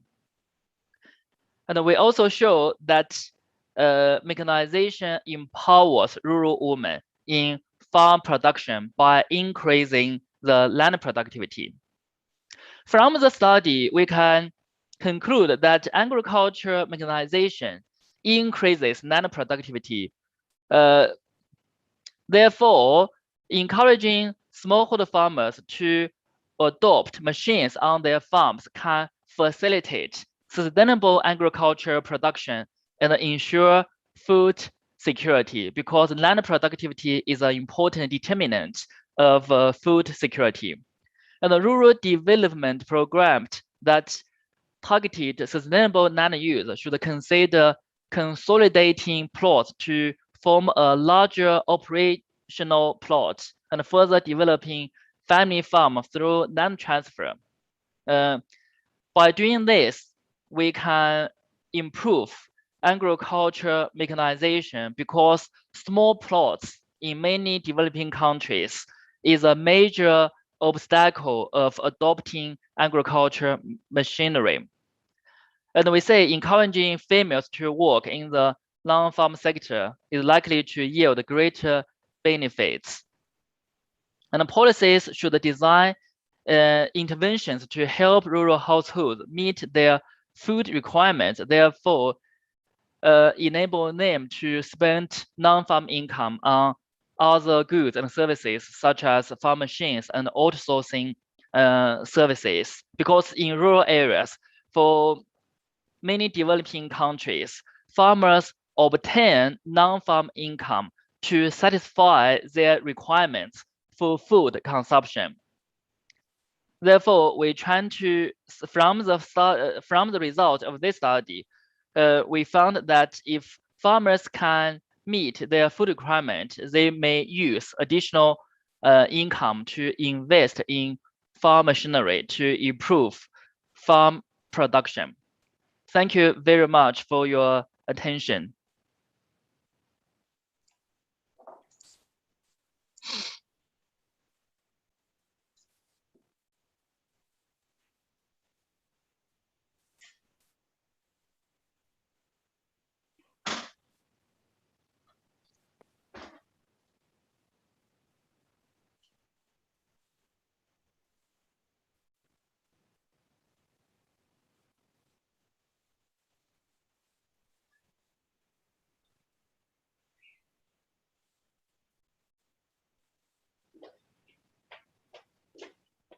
We would like to say sorry, Dr. Wang Linma, for previous sessions. We thought that you didn't hear us. It apparently that we are on mute, on mute. So that was the presentation. Thank you very much for such a remarkable presentation about agricultural mechanization and land productivity in China, implication for sustainable production and food security. We would like to ask you to wait for a moment for the Q&A sessions. Now we will go with the third speaker. We would like to invite Professor Peter Jibat. Hello, can you hear me? I can. All right, how are you? Very well, thank you. Bye. All right, thank you, thank you. So, Professor Bat, you have 30 minutes from now. You can take your time. Yeah, you can start from now. Fantastic. I hope the screen share is working. It seems to be. I'd like in this presentation to basically deal with sort of two key issues. In the first instance, to give you obviously a little bit of background in terms of what's happening in terms of food security globally. And then we'll very briefly look at some of the options and things, the strategies that potentially we can look at to amend the situation. There are, of course, a lot of strategies, so I'm going to skip over these and sort of just give you an overview rather than actually diving into more depth, but hopefully that'll stimulate some discussion that we'll be able to address in the subsequent session. I think we all acknowledge that by 2050, the world population is expected to exceed around 9 billion people. And in order to feed that population, food production is going to need to increase by somewhere between 50 to 70%. But of course, there are a number of key issues that are going to have a significant impact in terms of our capacity and ability to do that. And one of the most biggest difficulties here, of course, is the various constraints that we acknowledge here in terms of land. Land is one of the critical limiting factors. There is effectively no more land. And with agriculture utilising approximately 40% of the available land, competition for what land is available is expected or is anticipated to increase with globalisation, with more population, with industry, and of course, the needs for biodiversity and conservation. We also need to acknowledge that in terms particularly of water, which is very rapidly becoming the key constraint in terms of agricultural productivity, effectively there is no more water. Agriculture is already utilising around 71% of the world's water resources, with industry utilising a further 22 and households just 7. So it is anticipated and expected that in the future, water is going to become the key limiting constraint for expansion in agricultural productivity. Since the Green Revolution, post-World War II, our soils have continued to degrade. As our soils have degraded through intensive agricultural practices, we're seeing a reduction in organic matter and soil carbon. That's having a significant negative impact in terms of soil structure and in things like soil fertility. We're also seeing that increasing numbers of an increasing quantity of our soils are becoming acidified and indeed subject to salinity. And all of these issues, again, are having an adverse and negative impact in terms of productivity. We also need to acknowledge that in terms of plant nutrients, we're approaching the maximum production or capacity, at least, of the world's resources to mine rock phosphate. And of course, as one of the major plant nutrients, NPK, that is likely to have a significant negative impact on agriculture in the future.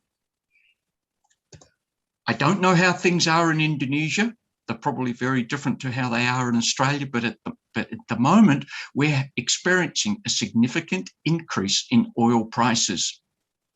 Oil prices and food prices are intimately linked.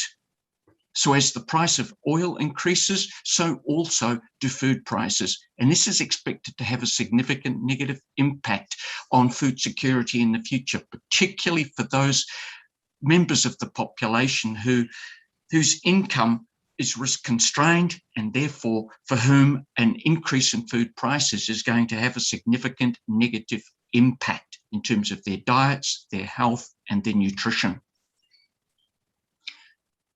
We also need to accept that gains in agricultural productivity are slowing. We've seen a gradual reduction in these productivity gains over time. And again, this is, at least in economic speak, what we refer to as diminishing marginal returns. It's getting harder and harder to get those additional gains in productivity that are likely to, again, improve the situation for us. In part, the result of that is a chronic underinvestment in key areas such as research and development, market infrastructure, market information systems, and particularly in rural extension through public sector services. So again, what we're seeing is government, particularly in the transitional and developing economies, actually withdrawing a lot of its investment from agriculture, and the main area that this is impacting is in agricultural extension. At the farm level, we also need to appreciate and to understand that our terms of trade are eroding. Agricultural output prices are rising much more slower than the increase in agricultural input prices. And so as the gap between input prices and output prices increases, farm profitability is falling. And if profitability is falling, farmers don't have the investment that they need or the capital that they need to invest in modern technologies or improvements.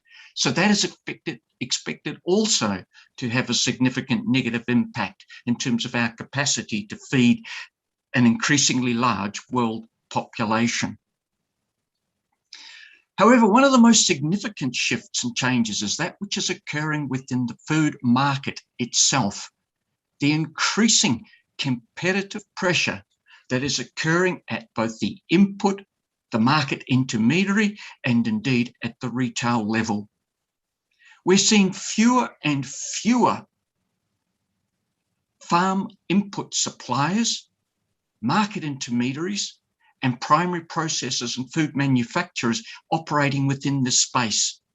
And the concentration and aggregation that is occurring, particularly amongst the retailers, is of immediate and considerable concern. If we look here very briefly, amongst the 10 major food companies, we can see the impact of companies like Nestle, PepsiCo, Anheuser-Busch, JBS, and Tyson. These are massive food companies, and their impact and control over the markets is significant. Similarly, when we look at the world's major retailers, we consider Walmart, Costco, Kroger, Schwartz, Aldi, Carrefour, Tesco.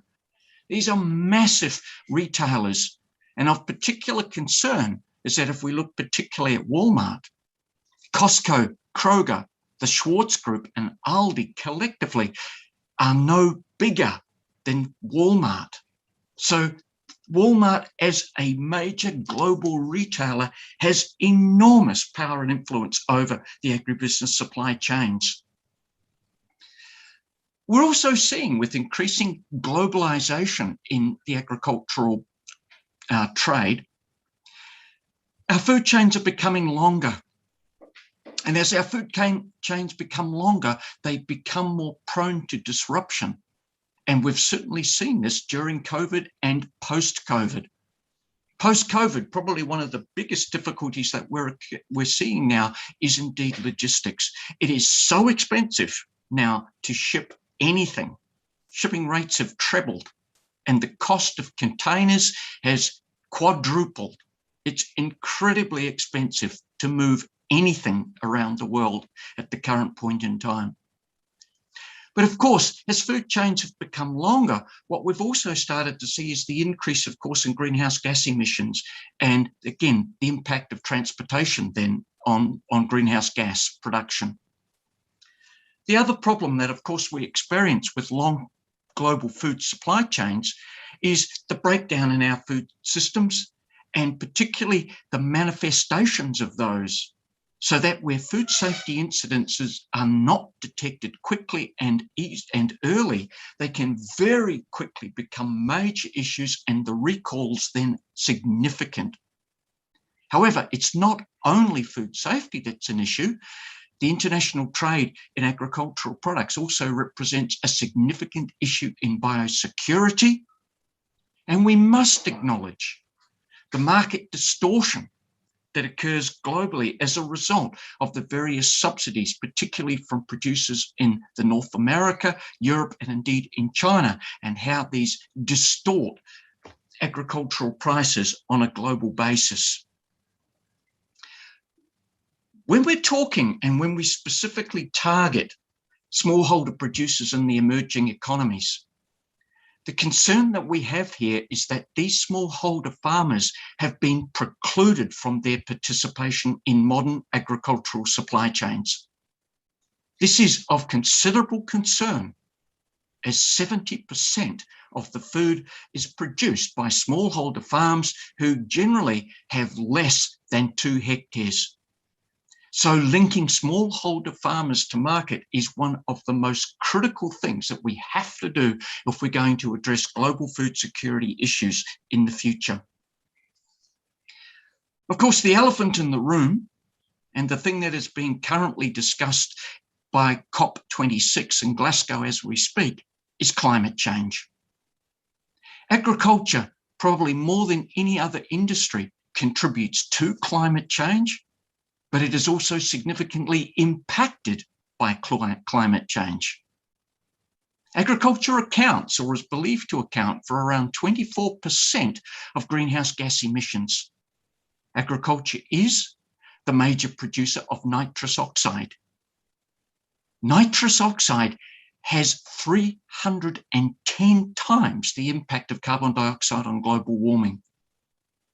Agriculture is also the significant producer of methane, and methane has 21 times the impact of global warming of carbon dioxide. So the impact is significant, but the impact of climate change on agriculture is also significant. For with increasing temperatures of somewhere between 1.8 to 4 degrees by 2050, and the way we're going, the higher levels look far more probable, rising sea levels are going to cause salt intrusion, particularly into some of the world's most productive agricultural land, the Ganges and the Mekong Delta. Rising salinity is going to have a negative impact then on productivity. Yields will decline, there'll be a proliferation of pests and diseases, an increasing demand for water, which is of course already limited, and with increasing rates of decomposition, particularly amongst some of the peatlands and soils and soil carbon, we're likely to see an increased production of methane, which in turn will further aggravate the situation. But we also need to appreciate and acknowledge that as we are all experiencing, climate change increases the intensity and the duration of both droughts, of floods, and of typhoons, all three of which have a significant negative impact on agricultural productivity. But perhaps one of the most significant impacts, and that which will be the most difficult to change in the longer term, is diet. With rising income, consumers add more variety, more expensive, and higher value foods to their diet. Consumers today are eating more meat, more fish, more dairy food, more oils, more fresh fruit and vegetables. And they're eating significantly less roots and tubers and fewer coarse grains. So much so that most of the grains today are now being fed to livestock as food for subsequent consumption by human. So what are we going to do? How are we going to bring about these changes to our food systems? Well, one of the most important things that we're going to have to look at is food waste. 1/3 of the food that we produce is not eaten due to either food losses or to food waste. It's a considerable factor. And if we actually think about being able to reduce food waste, then that makes it much easier for us to actually be able to achieve the target increase in productivity that we're seeing. But what we're also going to need to do is to move towards more sustainable methods of agricultural and food production. Sustainable agriculture is widely seen as the efficient production of safe, high-quality food products in a way that protects the natural environment, the social and economic conditions of farmers, their employees, local communities, and safeguards the health and welfare of all farmed species. Without wanting to get into too much detail, sustainability rests upon what is often described as the 3 Ps: people, profit, and planet. Where under the dimension of people, which is perhaps the most significant, we need to look at things like food safety and quality. We need to think about rural, social, and the economic conditions. Under the environmental factors, we need to consider soil, water, air, energy, and biodiversity. And under the third P, profitability, we need to think about the economics of our food production and our food production systems. Because as we often say, it's very hard to be in the green if you're in the red. You cannot be sustainable if you're not profitable. So let's look towards then some of the ways in which we can adopt more than sustainable farm production systems to be able to address the needs then of our increasing population. As we indicated before, through diminishing marginal returns, it's getting harder and harder to gain these improvements in productivity. But one of the most significant gains that we can get is through improved farm management. And one of the most significant of these is through the adoption of improved agronomic practices. Most basically, one of these is crop rotations. That is rotating crops, particularly legumes, which are going to add nitrogen to the soil. But crop rotations are also going to reduce the incidence of soil-borne pests and diseases. And in a place like Indonesia, given my many visits to places like Malang, it's not uncommon to find a producer growing perhaps tomatoes, potatoes, chili, bell pepper or capsicum, and eggplant. But of course, as you would appreciate, all three of these species are members of the Solanaceae. And this, of course, then is a potential problem. We also need to look at things like nutrient application. And here we're looking at things like variable rate technologies, where through GIS technology, we're actually able to apply chemicals and fertilizers to those bits of the farm or parts of the farm that are going to be the most productive.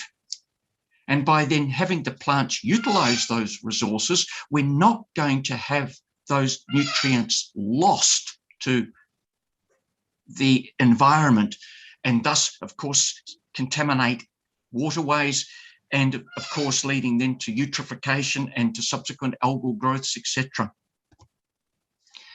We can also reduce the amount of cultivation on our farms through techniques and things like minimum tillage, and by equipping and redesigning our equipment so that it reduces compaction and impact then of cultivation upon our soils.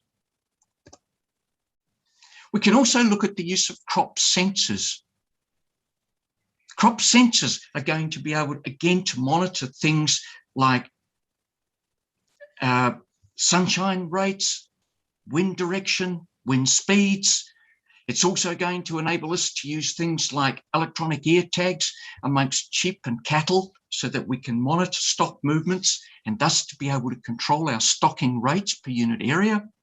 And of course, as we've seen in some of the earlier technologies a moment ago, the use of drone technologies. We're also going to rely increasingly upon things like soil moisture sensors to impact and then determine the amount of water that we need to apply. But the actual application of the water itself needs to both be more efficient and more effective through things like, for example, drip irrigation systems. One of the most significant gains in productivity will come from the greater use of hybrid seed and, in particular, transgenics. Improved use of transgenic and hybrid seeds allows us to produce crops that are more resistant to abiotic stress, such things as salinity, to be able to use fewer nutrients, to be more drought resistant, to be more temperature resistant. We're also able to introduce a whole lot of additional features that may make the plant more resistant to pest and disease attack. But what we can also do through some of these new techniques is to actually improve the nutritional value of the plant itself, so that through enhanced nutrition, we can actually add or incorporate more vitamins, more minerals, more fiber, more things that are essential to our diets, our health, and our nutrition.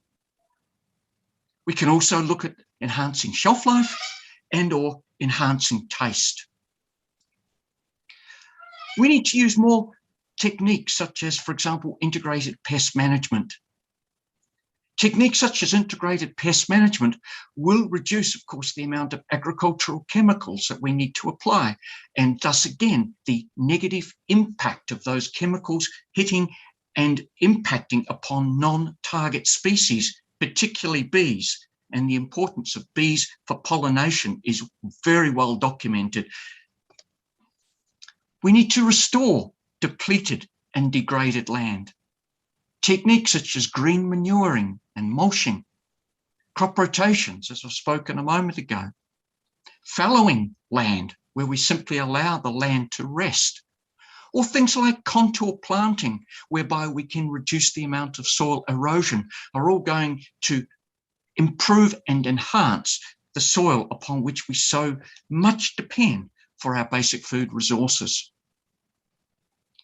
However, there are also those parts of the farm that we can actually recognize as being less productive. And rather than to basically leave these bare, we can actually reforest these areas of the farm.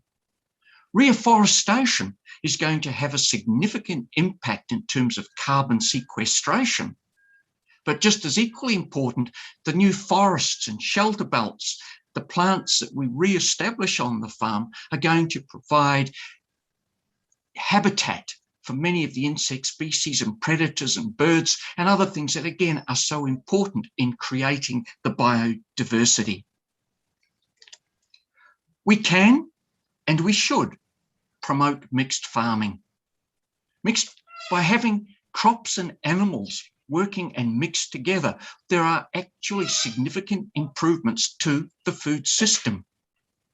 By having grains and cattle and chicken come into pastures after harvesting, they're going to be able to pick up the grains, they're going to control weeds, and indeed the manures that they often leave behind are going to be advantageous for the crops that follow.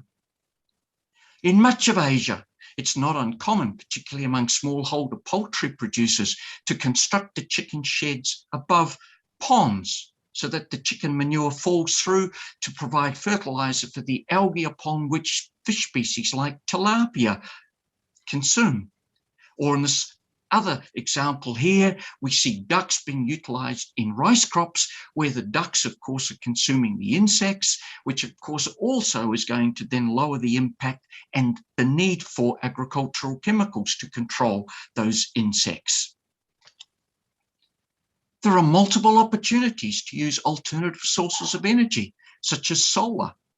Not only are we looking here at solar energy in terms of solar drying, but we can also, of course, look at solar panels for the development of solar electricity.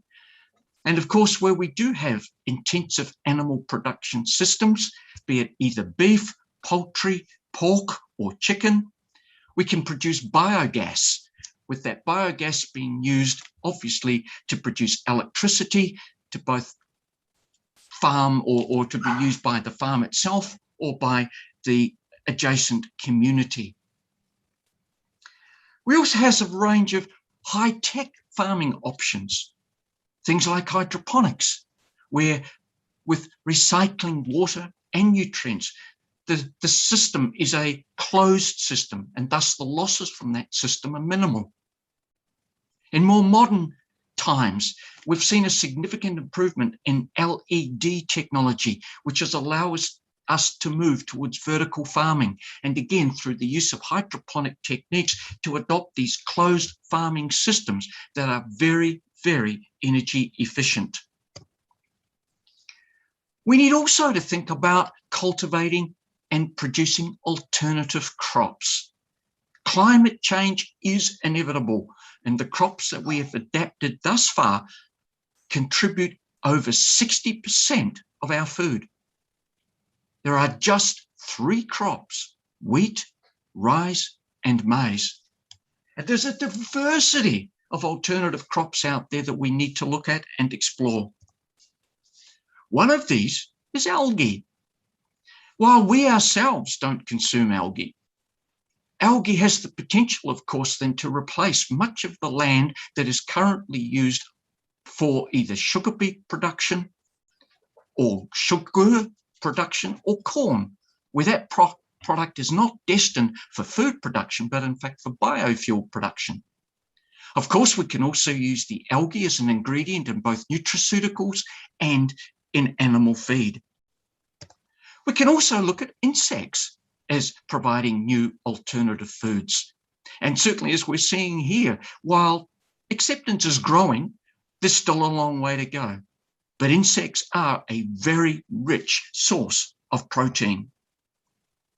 Perhaps more controversial is the development of synthetic meats and the use of in vitro stem cells and stem cell technology to produce us with a whole range of particularly burgers, which at this point in time have never moved or mooed for that matter. These products effectively have never lived.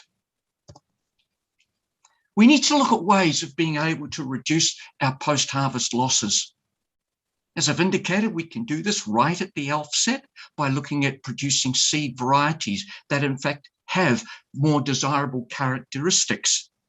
But particularly within the developing and the transitional economies, we need to look at improved technologies for both the cold storage and the more efficient transportation of food. We can also look at technologies that will improve and enhance the optimal time of maturity. So that by using, for example, brix meters at the time of harvest, we're able to determine that the product meets consumers' expectations. We can also look at the use of NIRS technology, near infrared spectrums, which by beaming a light through the piece of fruit will again determine its maturity standard. There are also options such as disinfestation using things like irradiation that will significantly improve shelf life. We can also look at active packaging. And while plastics is an issue and much of the contamination of oceans and waterways is the result of food packaging, we need to accept that food packaging in itself is also positive. Active packaging enables us to extend the shelf life of products where the packaging either absorbs or excludes oxygen, ethylene, moisture, and other adverse odors. But what the packaging can also do is provide a positive environment by enabling things like nitrogen and carbon dioxide levels to diffuse into the packaging, and by providing other antimicrobial agents or antioxidants that prevent the deterioration of the product. As I've indicated also, and for those of you who know me, I'm a very, very strong advocate of getting smallholder farmers to link with modern institutional markets. The formation of things like collaborative marketing groups is vital in terms of our capacity and ability to do this. We can then subsequently link those smallholder farmers to market through things like contract farming arrangements and or what is increasingly being described as private-public producer partnerships. The advantages of linking these smallholder farmers to markets are numerous. It provides the farmers with increased bargaining power, economies of scale in both inputs and output markets, improved access to technology and to credit, and of course a greater capacity to meet the needs of downstream buyers through being able to enhance both the quantity and the range of products, but also to provide a more consistent quality product to the market. However, we also need a more conducive policy environment, and this has been spoken about earlier today.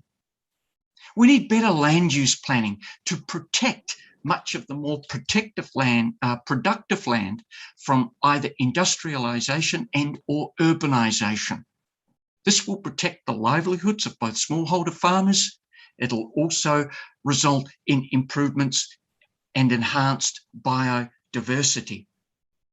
But we also need to look at investments in terms of public infrastructure, particularly in terms of things like roads and bridges, improvements to market infrastructure, and in particular telecommunications. As we heard from a previous speaker, the movement or the transition from 4G to 5G, and thus the use of information technology and Internet of Things. We need capacity building and technology transfer, particularly to, again, our smallholder farmers. And we need to look at various risk mitigation techniques, particularly in terms of things like crop insurance and microfinance, to assist and to support our smallholder farmers.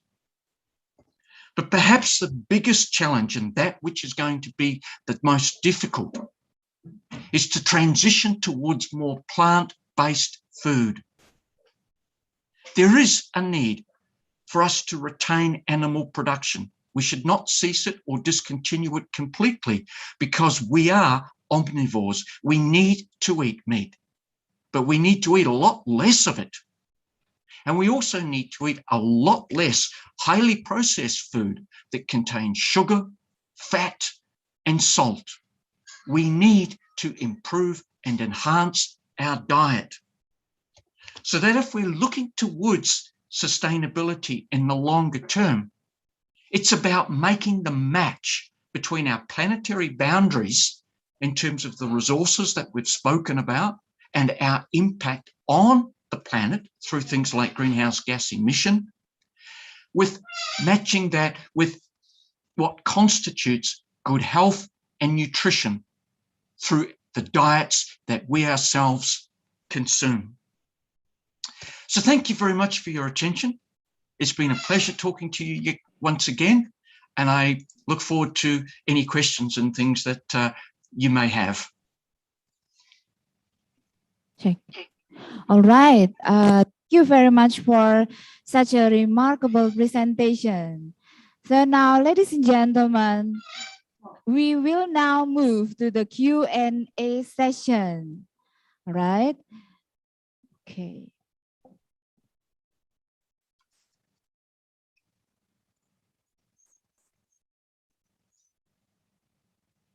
So from the chat column, we have some questions here. The first question is from Neza. She would ask, good afternoon, I want to ask a question to Professor Peter.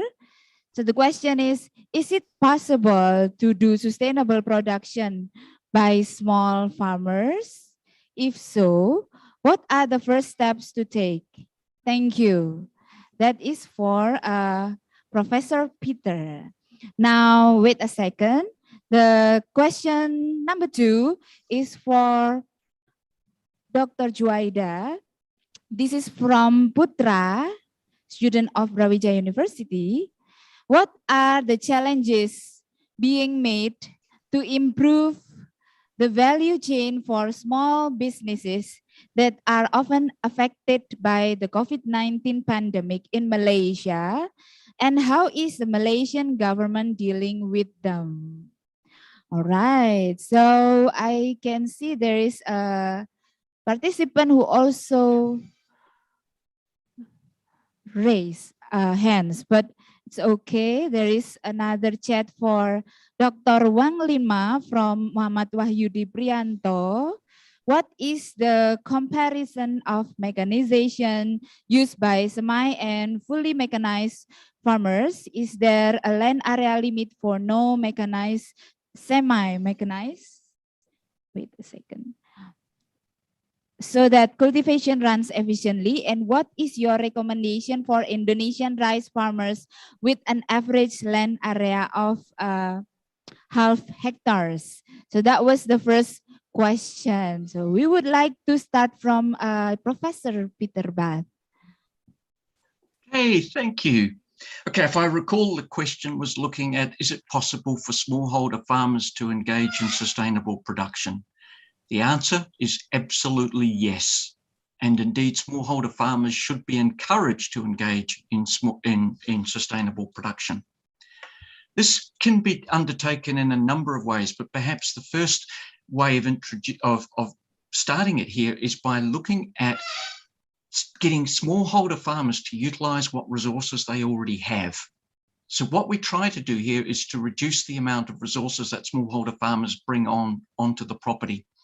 So, again, this comes back to the earlier discussion that we had a moment ago of using things like animal manures, of using other things to be able to, again, reduce the needs for chemicals, being able to practice integrated pest control for particularly things like parasitic wasps, use of ladybirds, teaching farmers to spray and to apply chemicals when they should, not because they simply do it on a calendar basis. Things like this have been very, very important and very, very basic. We also need to look at crop rotations, as I indicated before, because smallholder farmers often tend to think that while they may be changing crops, they don't understand that the farm or that the species are related, and hence the problems that are particularly emerge with soil-borne pests and diseases. And then there's the advantage of being able to communicate that to the actual market itself. But if we're going to do that, I need to come back to this point of getting smallholder farmers to work together. It won't happen if we don't get smallholder farmers engaged in collaborative marketing groups. This is the critical dimension, because it's only by getting those farmers in the groups that we're able to meet the needs then of the downstream market. And if those farmers then are adopting sustainable production techniques, we don't need to get them certified, not sort of officially. We can simply do this through basically word of mouth. So in other words, we tell our customers what we're doing, the customers come out and they basically verify it for themselves. So what I'm trying to avoid here is getting smallholder farmers engaged in sort of certification systems that take away money. There are other ways and means of being able to achieve that. But certainly our experiences in the Philippines, and indeed with some of the work that I've done in Indonesia in the past, has indicated that this is possible. So can smallholder farmers produce things sustainable? Absolutely. All right, thank you very much for the answer. So I hope that it can answer the question from Neza. Thank you very much. And now let's go to the second question. Time for Bu Dr. Juaida. Time is yours. Thank you. This is question on persuading old farmers, right? Yes. Okay. So the question is on how to persuade old farmers to use the newer technology. Value chain. So yes. Yeah. Like I said, technology is expensive.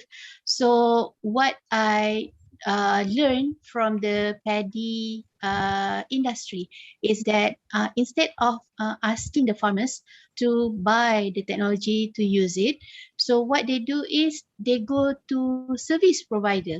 So the service provider will buy the technology and then they will help the farmers in using that technology. So instead of that can also reduce the amount of investment that the farmers have to do to buy that certain technology. So I'm guessing this might be something that Indonesia can also have for your own farmers. So, but this one I've seen in paddy farming, but I've not seen in other types of farming activities yet. So might be that is how you can integrate technology with the older generation farmers. Thank you. All right, thank you very much. Okay, now that was the description from the Malaysian government, right? Now let's go with the next question for Dr. Wang Linma. Okay, thank you. you. Can also see the question from the chat. Yeah. Okay, so the first question you just indicated. Yeah, okay. The first question, yeah. The first question is, what is the comparison of mechanization used by semi and fully mechanized farmers?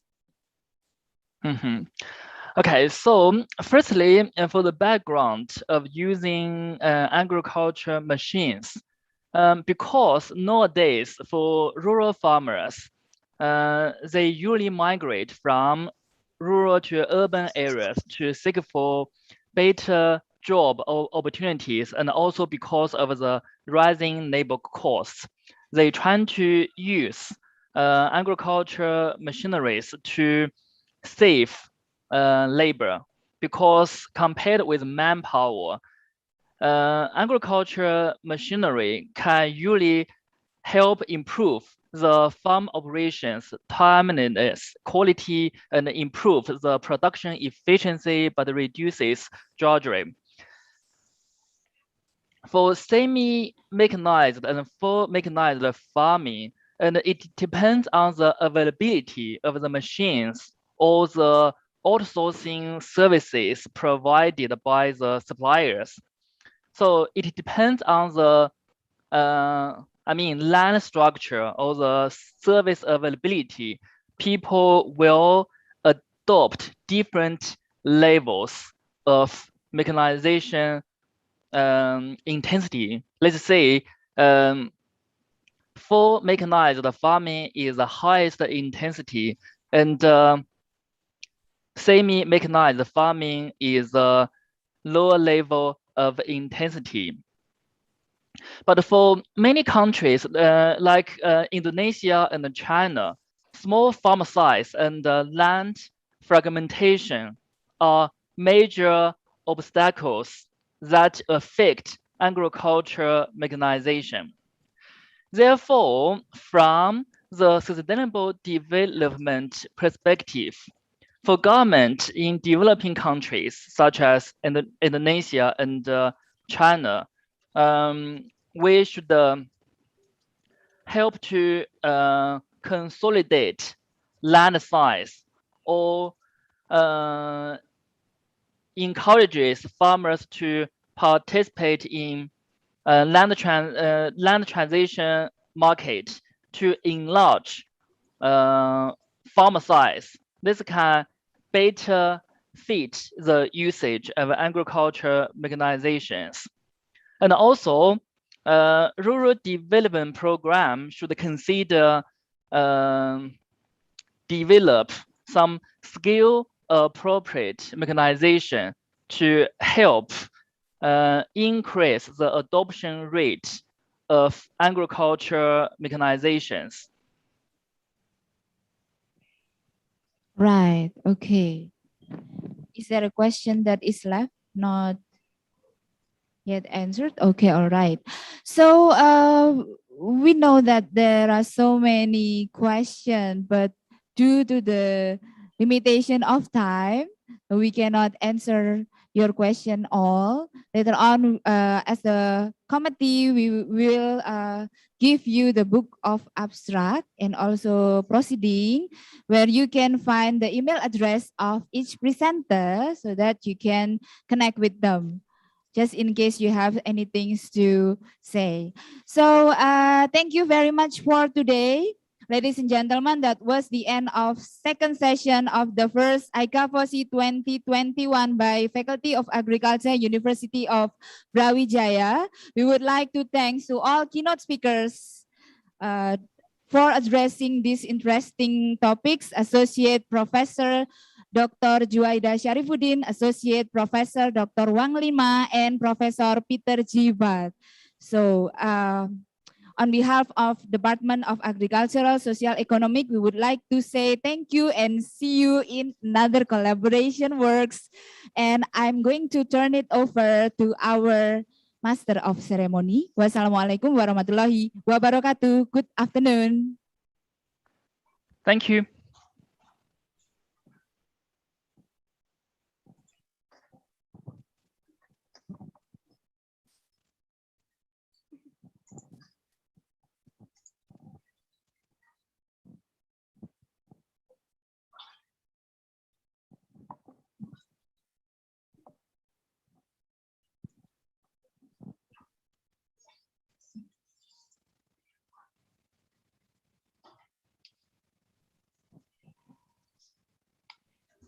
Okay, thank you so much for all the keynote speaker in the second session of plenary sessions. And then thank you once again to our moderator today, Mrs. Novi Haryati, for leading a really nice and also insightful discussion session and also presentation sessions. So before we go to the parallel sessions, we will take a break for around 30 minutes and we will start the parallel session at 1 o'clock this afternoon. And then we can take a break for a while, and then after that, I will invite all the participants to go back to the main rooms, and then we will distribute the room for your presentation. So please use the time to take a break and also prepare for the presentations. Thank you.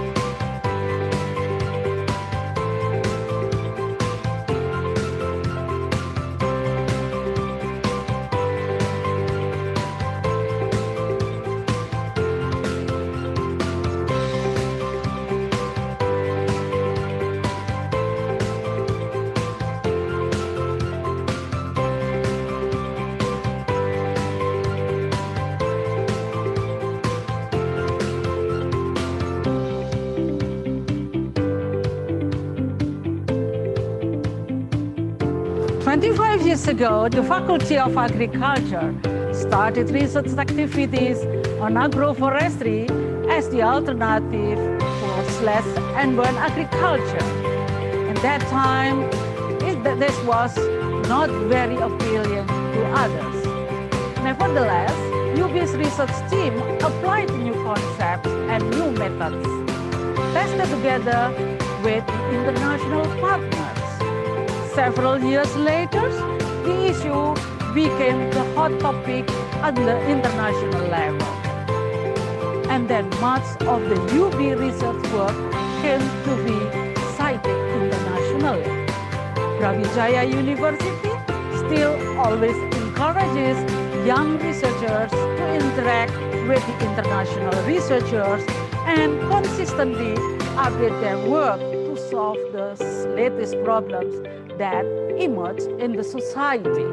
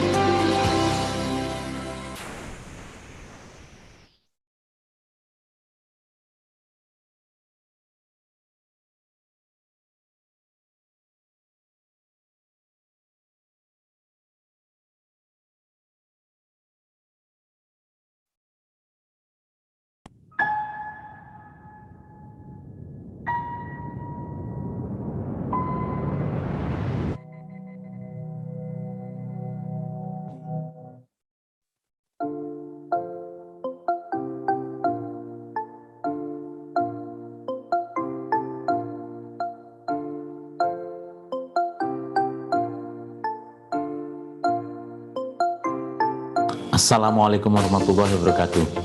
Selamat datang di jurusan Sosial Ekonomi Fakultas Pertanian Universitas Brawijaya. Saya Heri Toiba, Ketua Jurusan Sosial Ekonomi. Jurusan Sosial Ekonomi telah hadir lebih dari 40 tahun untuk membantu menyelesaikan berbagai permasalahan dalam pembangunan sektor pertanian nasional. Sustainable Development Goal saat ini menjadi rujukan utama dalam pembangunan global. Hal ini menjadi tantangan tersendiri bagi kami. Tahun 2050 diperkirakan penduduk bumi mencapai 7 miliar jiwa dan mereka semua membutuhkan pangan. Pastinya akan banyak persoalan sosial ekonomi yang muncul dan membutuhkan solusi.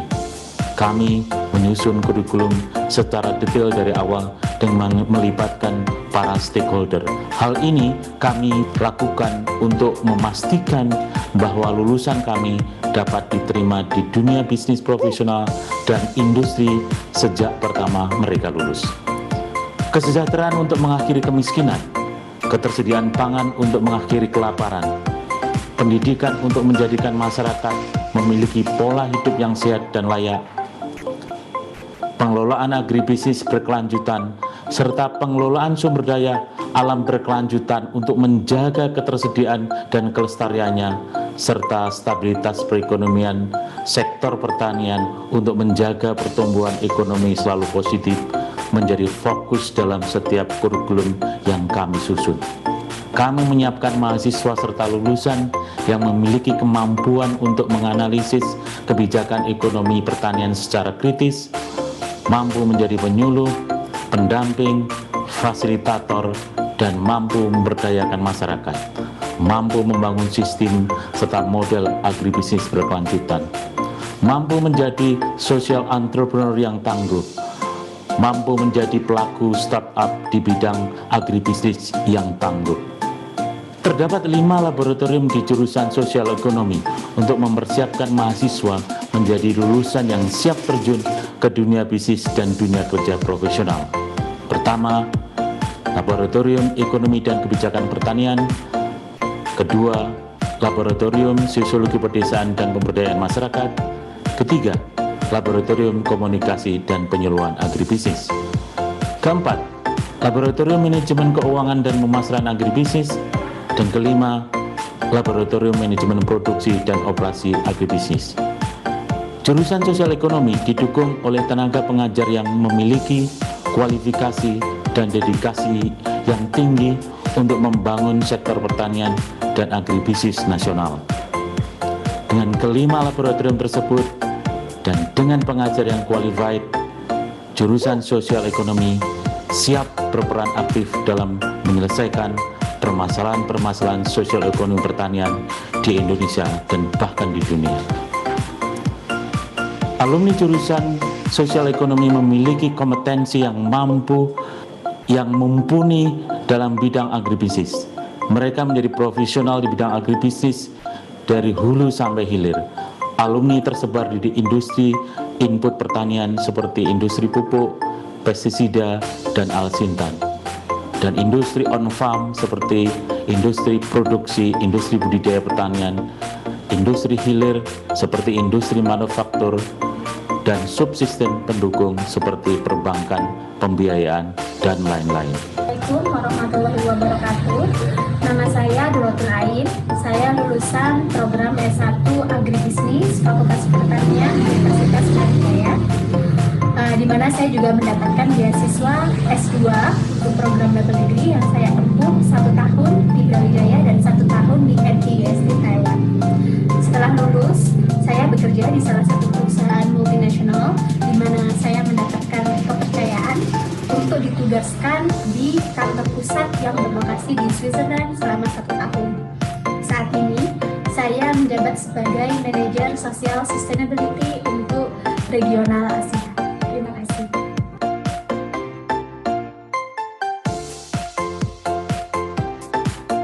Proses belajar mengajar di jurusan sosial ekonomi didukung sepenuhnya dengan fasilitas belajar yang lengkap.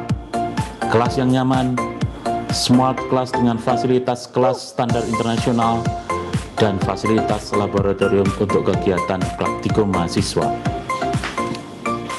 banyak prestasi yang diraih oleh mahasiswa jurusan kami, baik nasional maupun internasional. Mereka mampu bersaing dengan mahasiswa dari seluruh dunia. Saya Alonafi Fadila, selaku mahasiswa jurusan Sosial Ekonomi Pertanian, Prodi Agribisnis Angkatan 2017. Selama menjadi seorang mahasiswa, saya dapat belajar ilmu manajerial, dapat belajar ilmu operasi pertanian mulai hulu hingga hilir, dan hal tersebut menjadi bekal bagi masa depan saya. Selain aktif di akademik, saya juga aktif di organisasi dan beberapa kegiatan nasional maupun internasional. Prestasi terbaru saya adalah sebagai penerima beasiswa Cargill Global Scholars Program dan mendapatkan penghargaan Grand Award dalam kompetisi inovasi tingkat internasional. Hal tersebut membawa saya menjadi mahasiswa berprestasi utama Universitas Brawijaya tahun 2020. Ayo bergabung bersama jurusan Sosial Ekonomi Fakultas Pertanian Universitas Brawijaya untuk membangun sektor pertanian dan agribisnis nasional yang tangguh dan berkelanjutan.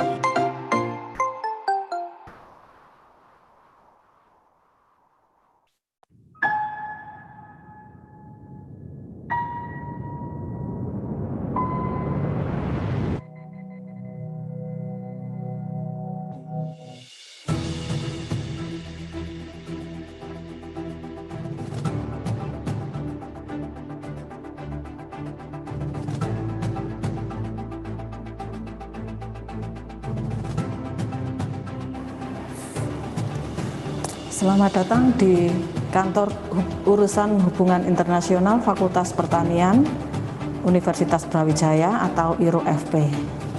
IRO-FP mengemban tugas untuk membantu pengelolaan kegiatan-kegiatan internasional di lingkungan Fakultas Pertanian dengan tetap mengacu pada ruang lingkup Tridharma perguruan tinggi, yaitu pendidikan, penelitian, dan pengabdian masyarakat dalam perspektif global.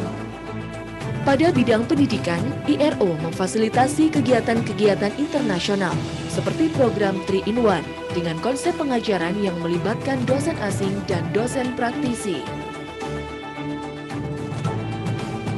It has been a pleasure to visit the Faculty of Agriculture of Universitas Brawijaya, especially for student events, and I'm also looking forward to attend more of these events in the future, but also to collaborate on research and project implementation. Pada bidang pendidikan ini, IRO juga memfasilitasi program pertukaran mahasiswa dengan transfer kredit. Misalkan dengan Universitas Raja Manggala Thailand dan Universitas Miyazaki. Lebih lanjut, untuk program pertukaran magang dan penelitian mahasiswa secara internasional, baik inbound maupun outbound, saat ini IRO FPUB telah dan sedang memperkuat kerjasama dengan IRRI Philippines, EarthNet Thailand, Universitas Ifugao Philippines, Vietnam National University of Agriculture, FEO, Regenerative Academy Spanyol, Universitas Wageningen Belanda dan Universitas Coventry Inggris di bawah payung program Joint International Supervision. Greetings from Michigan in the United States. I had the opportunity to visit the Faculty of Agriculture at Brawijaya University, where we were able to exchange research experiences with students and staff. I really hope that we'll be able to do so again in the near future. Pertukaran juga dilakukan antar staf, baik sebagai penguji, peneliti, dan pengajar, misalkan dengan Universitas Wageningen Belanda. Hasil kerjasama penelitian tersebut telah banyak menghasilkan publikasi internasional yang dimuat dalam jurnal-jurnal internasional bereputasi, misalkan di Nature. Hasil kerjasama penelitian internasional tersebut juga telah diterapkan dalam bentuk pengabdian masyarakat kepada petani di Jawa Timur, yang dikoordinir oleh Fakultas Pertanian sebagai anggota dari Global Lighthouse Farm Networking dengan keunikan sistem pertanian organiknya. Kegiatan pengabdian internasional ini telah dipublikasikan pada koran, majalah, dan situs-situs internet di Eropa. Kedepannya, IRO-FP masih terus meningkatkan kegiatan-kegiatan internasional yang strategis.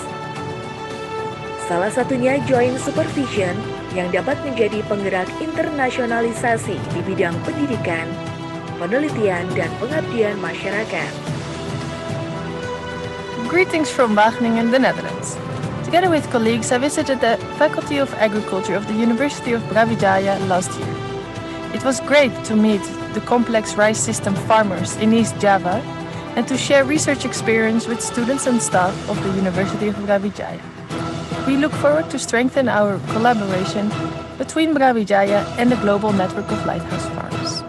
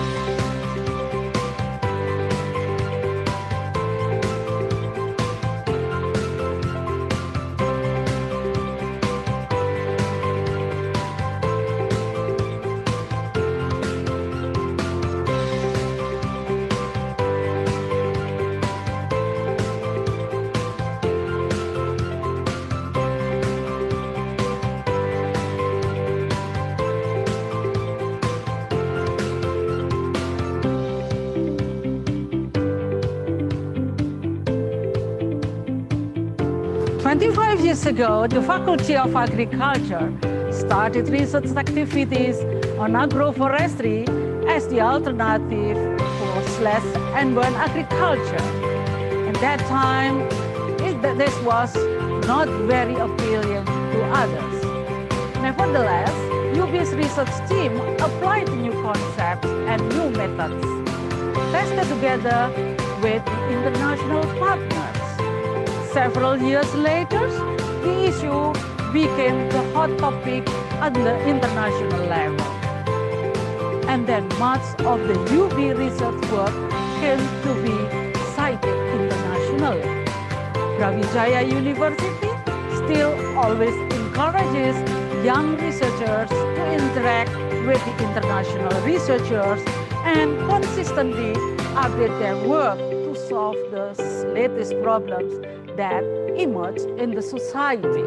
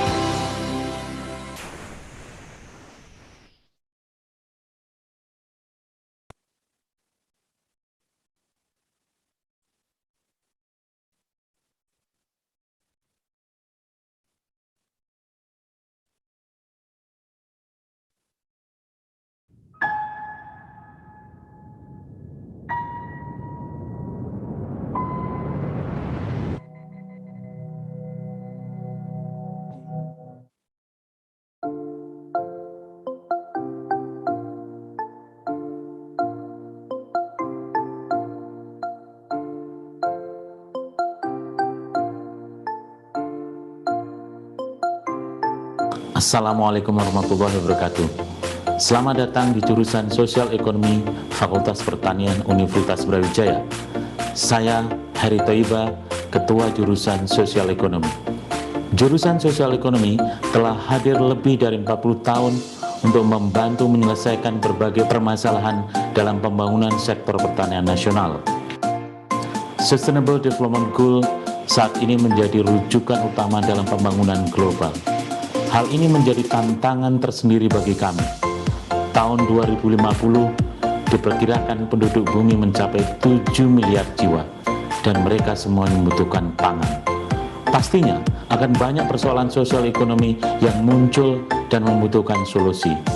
Kami menyusun kurikulum secara detail dari awal dengan melibatkan para stakeholder.